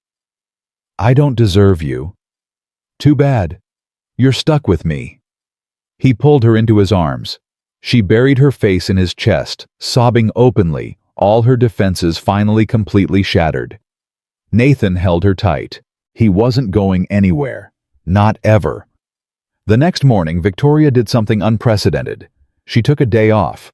Nathan couldn't remember the last time she had willingly stepped away from work. She usually left before dawn and returned after dark answering emails, even as she ate dinner. Work was her armor, her identity, her reason for existing. But that morning, she sat at the breakfast table in casual clothes, her hair loose, no makeup, looking more relaxed than Nathan had ever seen her. "Daddy, is Victoria sick?" Sophie whispered loudly. Victoria laughed. "I'm not sick, sweetheart. I just decided to spend the day with my family." Sophie's face lit up. "Really? The whole day?" "The whole day." Sophie jumped out of her chair and threw herself into Victoria's arms. "Can we go to the zoo? Please, I want to show you the elephants." Victoria looked at Nathan, uncertainty flickering in her eyes. "The zoo sounds perfect," Nathan said.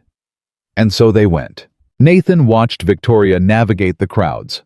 A woman who commanded boardrooms reduced to awkwardly studying a zoo map, asking Sophie which animals she wanted to see, listening with genuine attention to every fact Sophie had memorized from her nature books. At the elephant exhibit, Sophie tugged on Victoria's hand. "That one's the mommy," Sophie said, pointing. "See how she stays close to the baby. She's protecting it." Victoria watched the elephants, her expression unreadable. "My mommy's in heaven." Sophie continued, her voice matter of fact. "Daddy told me she's watching over me." Victoria knelt down to Sophie's level. "She must have loved you very much." "She did." Sophie tilted her head. "Do you think she'd be okay with you being my new mommy?" Nathan's heart clenched. Victoria glanced at him, uncertain, then looked back at Sophie. "I think," Victoria said carefully, "that your mommy would want you to be happy, and loved, and safe. And if I can help with that, then yes, I think she'd be okay."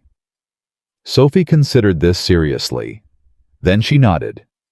"Good, because I really like having you." She hugged Victoria and ran off toward the next exhibit, leaving Victoria frozen in place. Nathan walked to her side.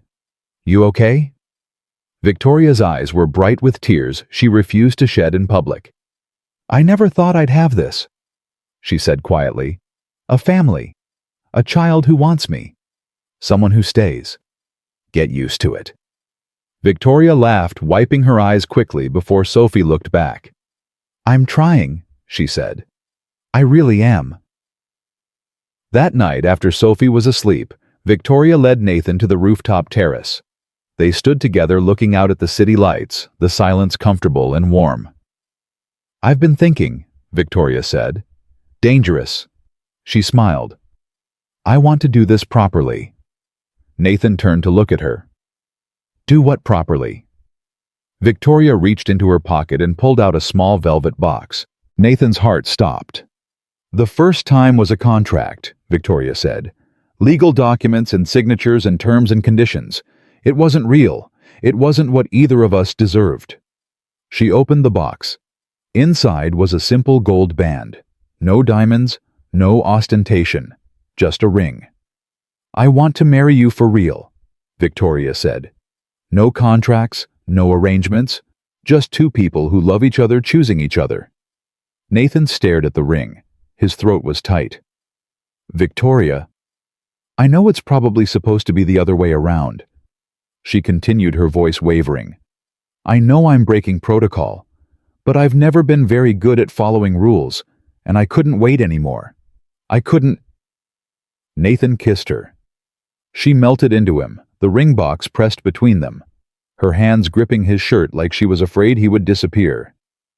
When he finally pulled back, They were both breathless. "Is that a yes?" Victoria asked. Nathan laughed. "That's a yes. Obviously. Always." Victoria's face broke into the brightest smile he had ever seen. She slipped the ring onto his finger with trembling hands. "I love you," she said.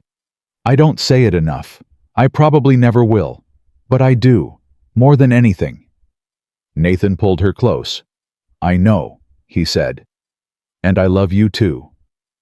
They stood on the rooftop holding each other, the city sprawling beneath them. Two broken people who had somehow become whole. Together. The weeks that followed were filled with planning. Victoria insisted on keeping the ceremony small.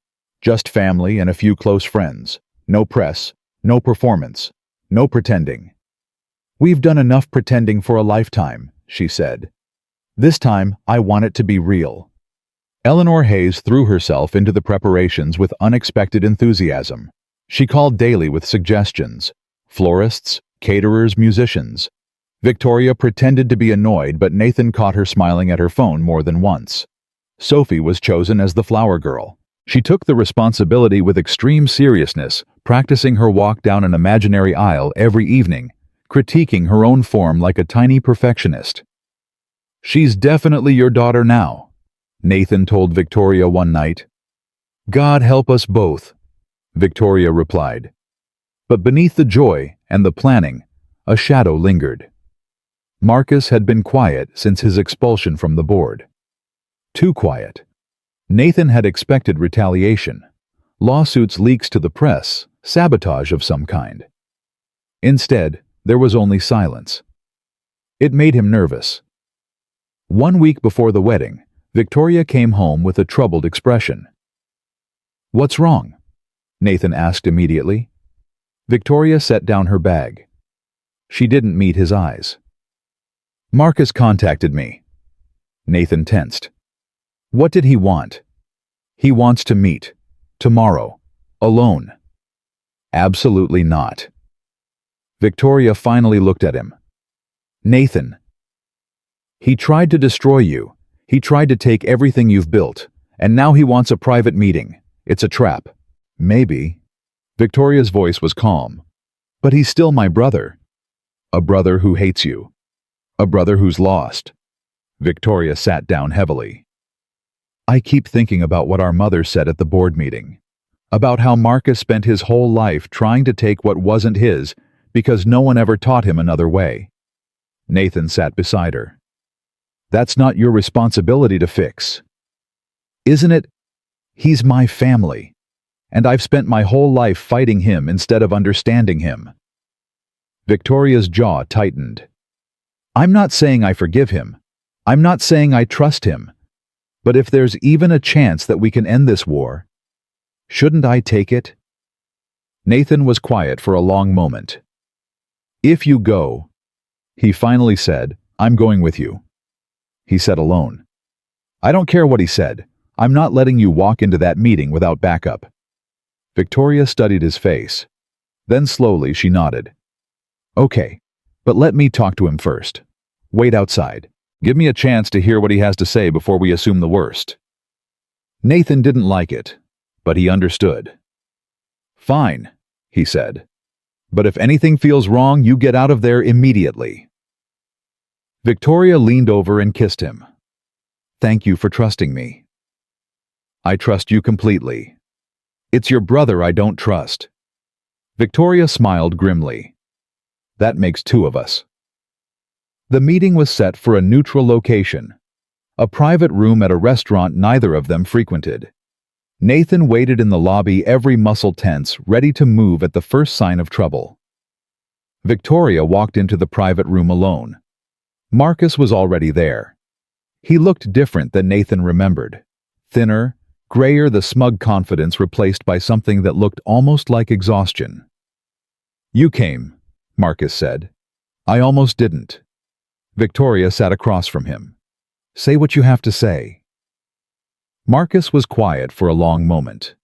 His hands were clasped on the table, his knuckles white. "I've been doing a lot of thinking," he finally said. "Since the board meeting. Since I lost everything." You didn't lose everything. You lost the company. That's not everything. It was to me. Marcus's voice cracked. You don't understand, Victoria. My whole life I was supposed to be the one who took over. The firstborn, the son. Father raised me to believe it was my birthright.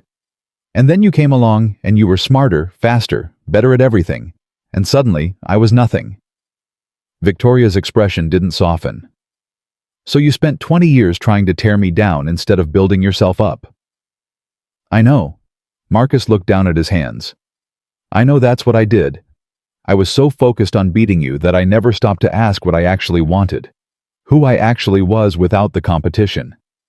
And now, Marcus finally met her eyes. There were tears in them. Now I have nothing. No job. No family. No purpose. Mother and father won't speak to me. The board members I thought were my allies have erased my number. Everyone I thought I could count on has disappeared. He laughed bitterly. Turns out the only people who ever really cared about me were the ones I pushed away. Victoria was silent. I'm not here to ask for my job back, Marcus continued. I know that's gone. I'm not here to manipulate you or threaten you or play any more games. I'm just... He stopped struggling for words. You're just what? Marcus took a shaky breath. I'm here to apologize. Victoria stared at him. All those years, Marcus said, all those schemes and attacks and betrayals, I told myself I was doing what was necessary, what father would want, what the family needed. But that was a lie. I was doing it because I was jealous. Because you had something I never could. You had drive, purpose, vision, and I had nothing but resentment. He wiped his eyes roughly. I'm sorry, Victoria, for everything. For the board meeting, for trying to expose your marriage, for every time I undermined you or sabotaged you or treated you like an enemy instead of a sister. Victoria's hands were clenched in her lap. Why now? She asked quietly. Why after all these years? Because losing everything forced me to look at myself. And I didn't like what I saw. Marcus shook his head. I'm 43 years old, Victoria. I have no wife, no children, no real friends. I spent my entire life trying to destroy you, and in the end, I only destroyed myself. He reached across the table, palm up and offering. I know I can't undo what I've done. I know you have no reason to trust me, but I'm asking, begging, for a chance to start over. Not as rivals, not as enemies, just as family. Victoria looked at his outstretched hand. The silence stretched. Nathan, waiting outside, checked his watch for the 100th time. They had been in there for almost an hour. He was about to go in when the door finally opened. Victoria walked out. Her expression was unreadable. What happened? Nathan asked immediately. Victoria took his hand. He apologized. Nathan blinked. And you believe him? I don't know. Victoria's voice was thoughtful. But I think he might actually mean it this time. They walked out together into the evening air. What did you say to him? Nathan asked. Victoria was quiet for a moment. I told him that forgiveness takes time, that trust takes longer, but that I was willing to try, if he proved himself. That's more than he deserves. Maybe. Victoria looked at him. But you taught me something, Nathan. You taught me that people can change, that walls can come down, that love is worth the risk. She squeezed his hand. If I can learn to trust again, maybe he can learn to be better. I owe it to myself to give him the chance. And if he fails, she shrugged. Then at least I'll know I tried. Nathan pulled her close. You're a better person than I am. Victoria laughed. That's debatable. They walked home together, the weight of the past finally beginning to lift. The wedding took place on a Saturday afternoon in the garden of Eleanor Hayes's estate. Just 30 guests. No press. No spectacle. Just the people who mattered most. Sophie walked down the aisle first, scattering flower petals with concentrated precision, her tongue poking out slightly as she focused on her important job. Then Victoria appeared. She wore a simple white dress. No train, no veil, nothing ostentatious. Her hair was down, falling in soft waves. She carried a small bouquet of white roses. She was the most beautiful thing Nathan had ever seen. They met at the altar, and Victoria's eyes were already glistening. "Hi," she whispered. "Hi yourself," Nathan replied. The officiant spoke, but Nathan barely heard the words. He was lost in Victoria's eyes, in the reality of this moment, in the impossibility of how far they had come. From a contract to a courthouse, from strangers to partners, from walls to this. "Do you, Nathan Cole, take Victoria Hayes to be your wife?" "I do." "And do you, Victoria Hayes, take Nathan Cole to be your husband?" Victoria's voice was steady and sure. "I do." "Then by the power vested in me, I pronounce you husband and wife. You may kiss the bride." Nathan didn't need to be told twice. He pulled Victoria into his arms and kissed her, and the small crowd erupted in cheers. Sophie was the loudest, jumping up and down yelling, "They did it! They did it!" When they finally broke apart, both were crying. "We're really doing this," Victoria said, laughing through her tears. "We already did it," Nathan replied. Victoria threw her arms around him and held on like she would never let go. At the reception, Eleanor pulled Nathan aside. "Thank you," she said simply. Nathan shook his head. "I should be thanking you. You planned this whole thing." "Not the party." Eleanor's eyes were serious. "Thank you for loving my daughter, for showing her that she deserves to be loved. She always deserved it. She just didn't believe it." Eleanor smiled. "She believes it now, because of you." She squeezed his hand and walked away. Nathan watched her go, then turned to find Victoria. She was dancing with Sophie, spinning her around, both of them laughing. His wife, his daughter, his family. Nathan Cole had walked into a CEO's office 8 months ago, drowning in debt, desperate and broken and alone. He had signed a contract he didn't understand, married a woman he didn't know, and prepared himself for a year of pretending.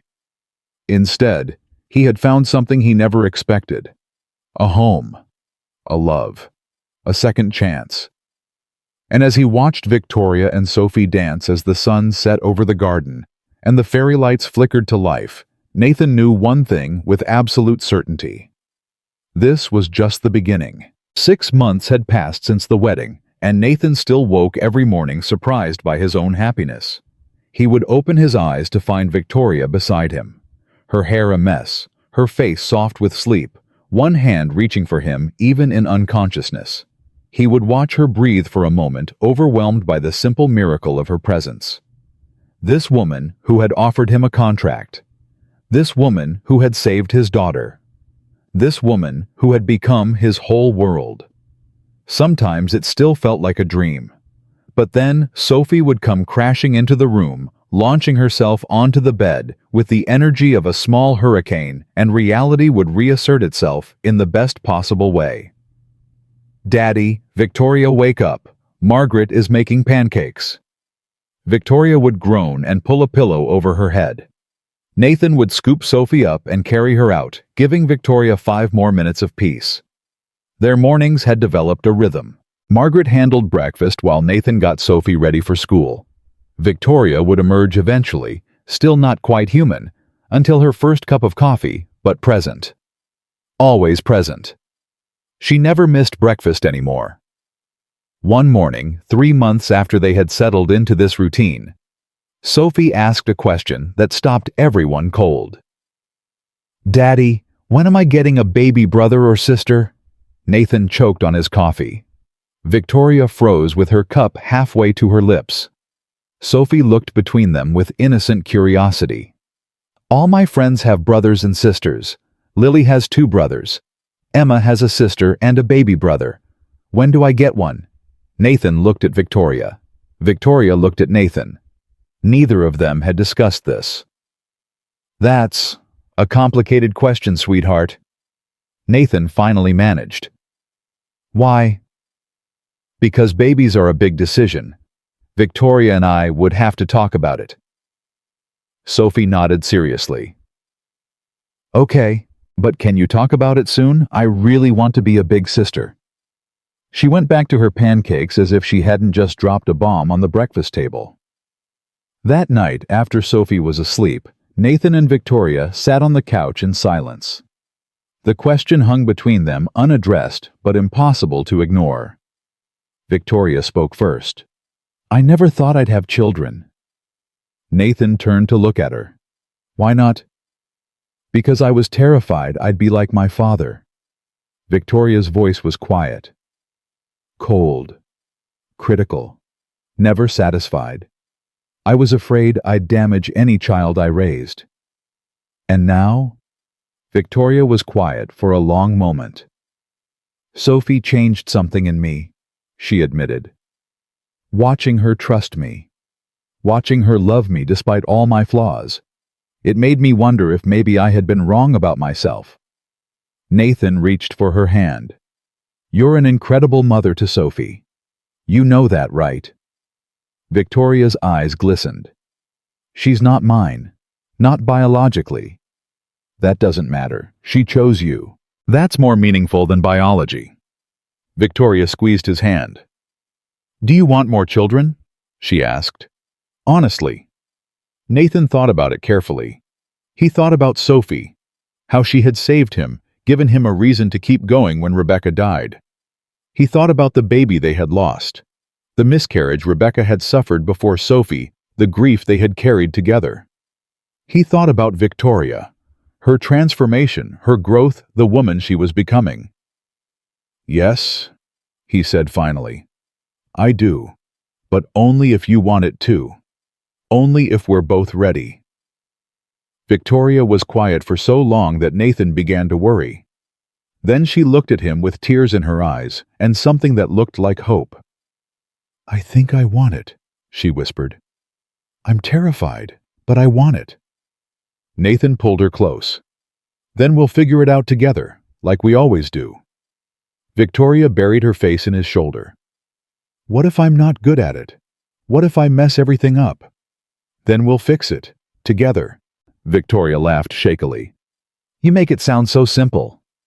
It's not simple. Nothing about us has ever been simple, but that's okay.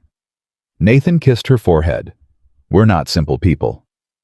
3 months later, Victoria missed her period. She didn't say anything at first. She waited a week, then another. She told herself it was stress exhaustion, the demands of running a company.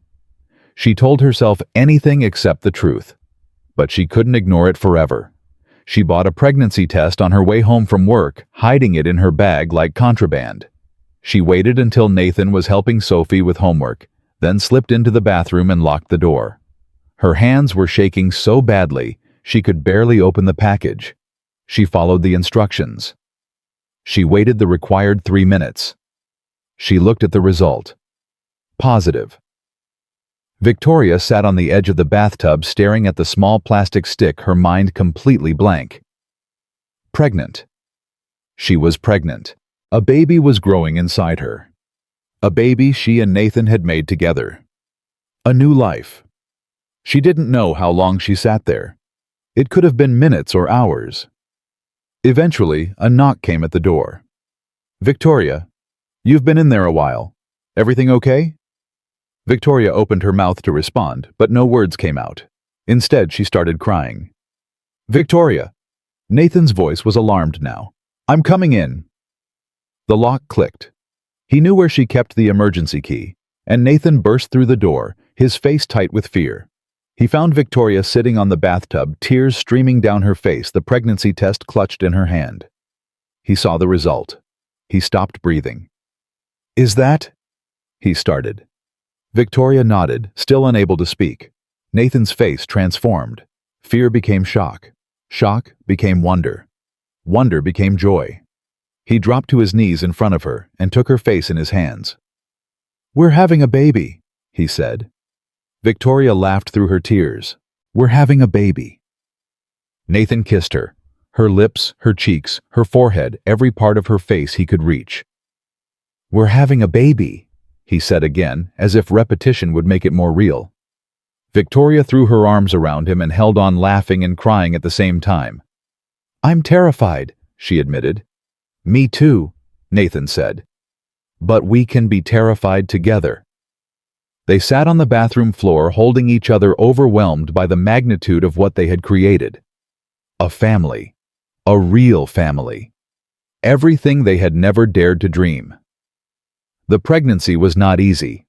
Victoria, accustomed to controlling every aspect of her life, struggled with the changes in her body.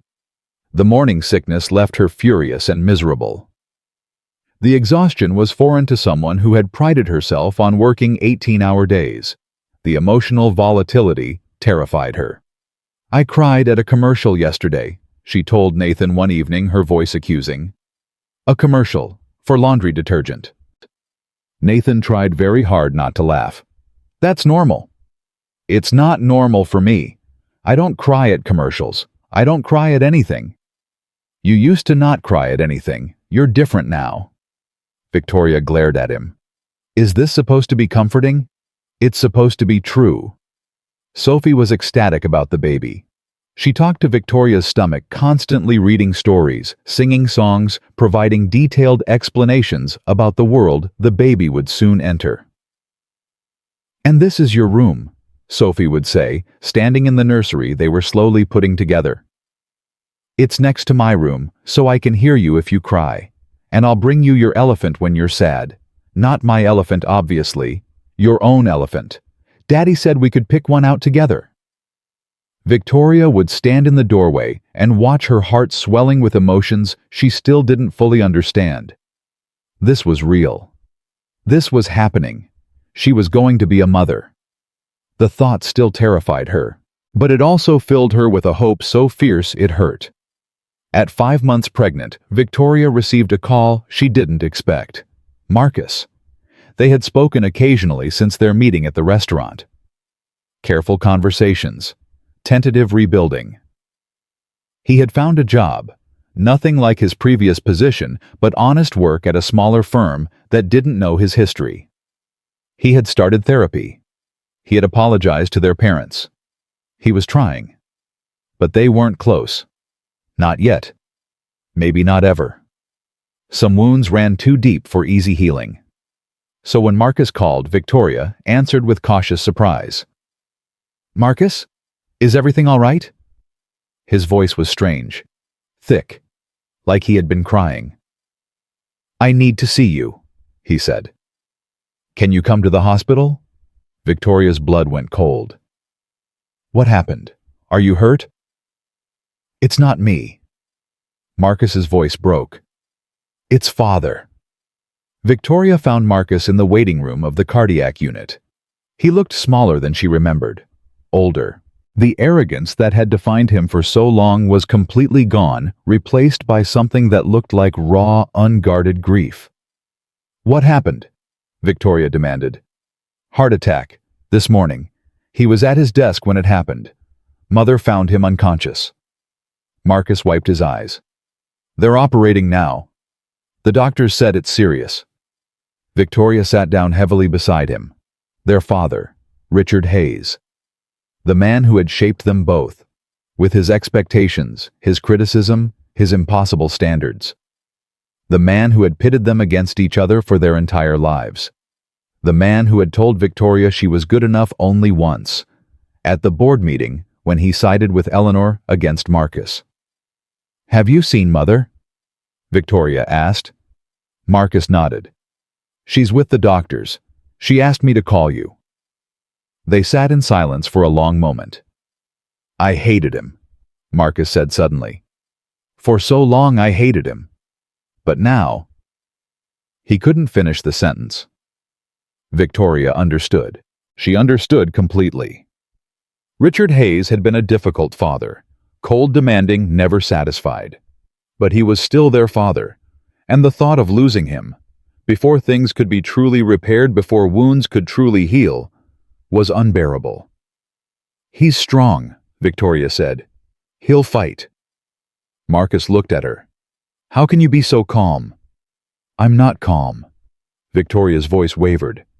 I'm terrified, but falling apart won't help anyone. Marcus laughed bitterly. Always the strong one. Not always. I just learned to pretend better than you. Marcus was quiet for a moment. Then slowly he reached out and took her hand. Victoria didn't pull away. They sat together, brother and sister, waiting for news. And for the first time in their lives, they waited as allies instead of enemies. The surgery took 7 hours. Nathan arrived within an hour of Victoria's call, having dropped Sophie with Margaret. He sat beside Victoria, his hand on her back, his presence steady and grounding. Eleanor emerged twice with updates. Cautiously optimistic, doing better than expected. Still critical, but stable. When the surgeon finally appeared, Victoria was the first to stand. The surgery was successful, Dr. Chen said. Your father is strong. He's not out of the woods yet, but the prognosis is good. Victoria's knees buckled. Nathan caught her, held her upright. Can we see him? Eleanor asked, her voice trembling. One at a time. He's conscious but weak. Eleanor went first, then Marcus, then Victoria. She walked into the recovery room alone. Her father lay on the bed, connected to machines that beeped and hummed with his vital signs. He looked older than she remembered, smaller, fragile in a way Richard Hayes had never been. His eyes opened when she approached. Victoria. His voice was a rasp. Father. She sat in the chair beside his bed. How are you feeling? Like an elephant sat on my chest. He attempted a smile. But I'm alive. You scared us. I scared myself. Richard's eyes studied her face. You're pregnant. Victoria's hand moved instinctively to her stomach. Yes. 5 months. Eleanor told me. Richard's expression shifted. Something softer. A grandchild. Your second grandchild. Sophie counts too. I know. Richard was quiet for a moment. I made many mistakes, Victoria. With you. With Marcus. With your mother. I pushed too hard. Expected too much. Made you feel like you were never good enough. Victoria's throat tightened. Father. Let me finish. Please. Richard reached for her hand. His grip was weak, but present. When I was lying on the floor this morning thinking I was dying, I thought about all the things I never said, all the moments I missed, all the love I couldn't express because I was too proud, too focused on success, too afraid of being vulnerable. Tears spilled down Victoria's cheeks. I'm proud of you, Richard said. Not because of the company, not because of your success. I'm proud of you because you found the courage to love, to trust, to let someone in. That's something I never could do. And you did it despite me, not because of me. That's not true. It is true. I know it. I've known it for years. Richard squeezed her hand. But I'm trying to be better. To say the things I should have said decades ago. I love you, Victoria. I've always loved you. I was just too broken to show it properly. Victoria broke. She leaned forward and pressed her forehead to his hand, sobbing openly. I love you too, Father, she whispered. I always did. Richard's other hand came up weak and trembling to rest on her head. Take care of your family, he said. Nathan, Sophie, the baby. Love them without restraint. Don't make my mistakes. I won't. Promise me. Victoria looked up, tears streaming. I promise. Richard smiled, the first genuine smile she could remember seeing on his face. Good girl, he said. Now go home, rest. I'll be here when you get back. Victoria kissed his forehead and walked out. Nathan was waiting in the hallway. He didn't ask questions. He didn't need to. He simply opened his arms, and Victoria walked into them. She cried against his chest for a long time, and when she was done, she looked up at him with red eyes and a heart that felt lighter than it had in years.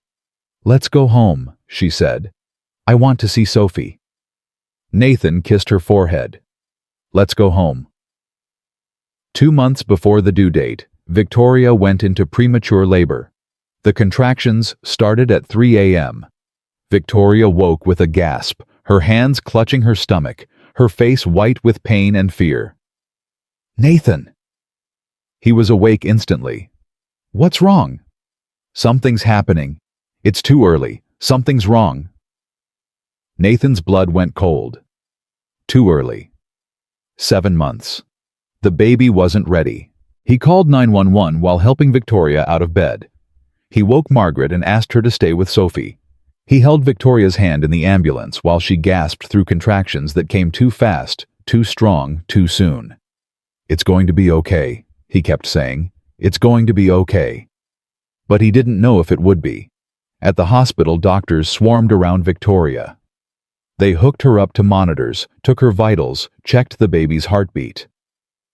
The baby is in distress, Dr. Martinez said. We need to do an emergency C-section. Now. Victoria grabbed Nathan's arm. Her eyes were wild with terror. Don't leave me. I'm not going anywhere. He gripped her hand. I'm right here. I'm not leaving. They wheeled her into surgery. Nathan, dressed in scrubs they had thrown at him, stood by her head, holding her hand, talking to her through the procedure. You're so strong, he said. You're the strongest person I know. Our baby is going to be fine. You're going to be fine. We're going to get through this. Victoria was crying, shaking, trying to stay calm despite the terror. I can't lose this baby, she gasped. I can't. Not after everything. You won't. Look at me. Nathan locked eyes with her. You won't lose this baby. I promise you. I promise. The surgery seemed to last forever. And then, a cry. Small, fragile, but strong. The most beautiful sound Nathan had ever heard. It's a boy, Dr. Martinez announced. Small, but healthy. We'll need to keep him in the NICU for observation, but he's breathing on his own. He's a fighter. Victoria dissolved into tears. Nathan bent down and kissed her forehead, crying himself. He's here, Victoria whispered. Our son is here. He's here, and he's perfect. They named him Lucas. He spent 2 weeks in the NICU, growing stronger every day. Victoria barely left the hospital. She sat by his incubator for hours, watching him breathe, counting his tiny fingers, marveling at the miracle they had created. Sophie visited every day after school. She would press her face against the glass and talk to her baby brother.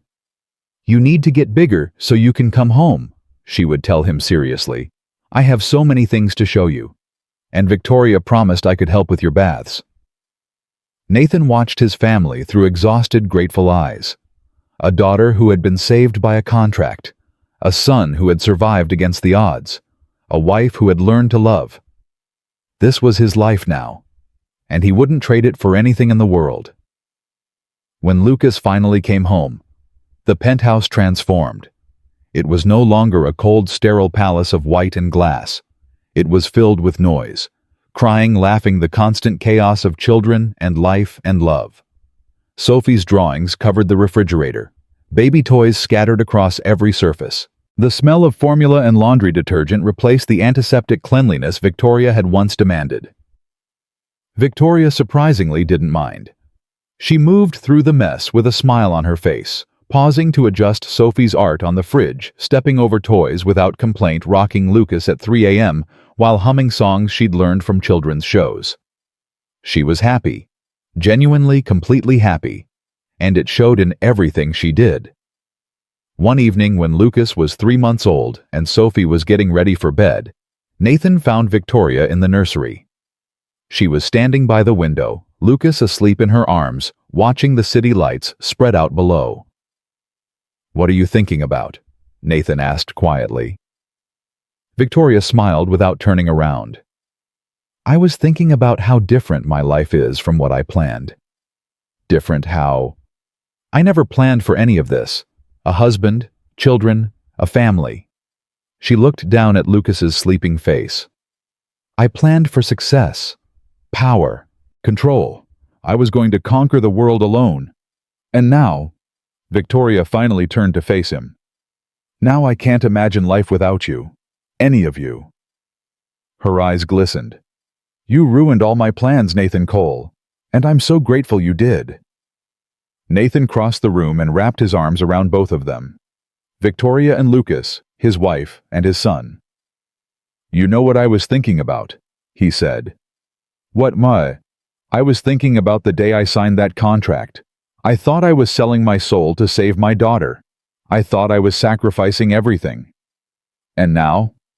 Nathan smiled. Now I realize I wasn't losing anything.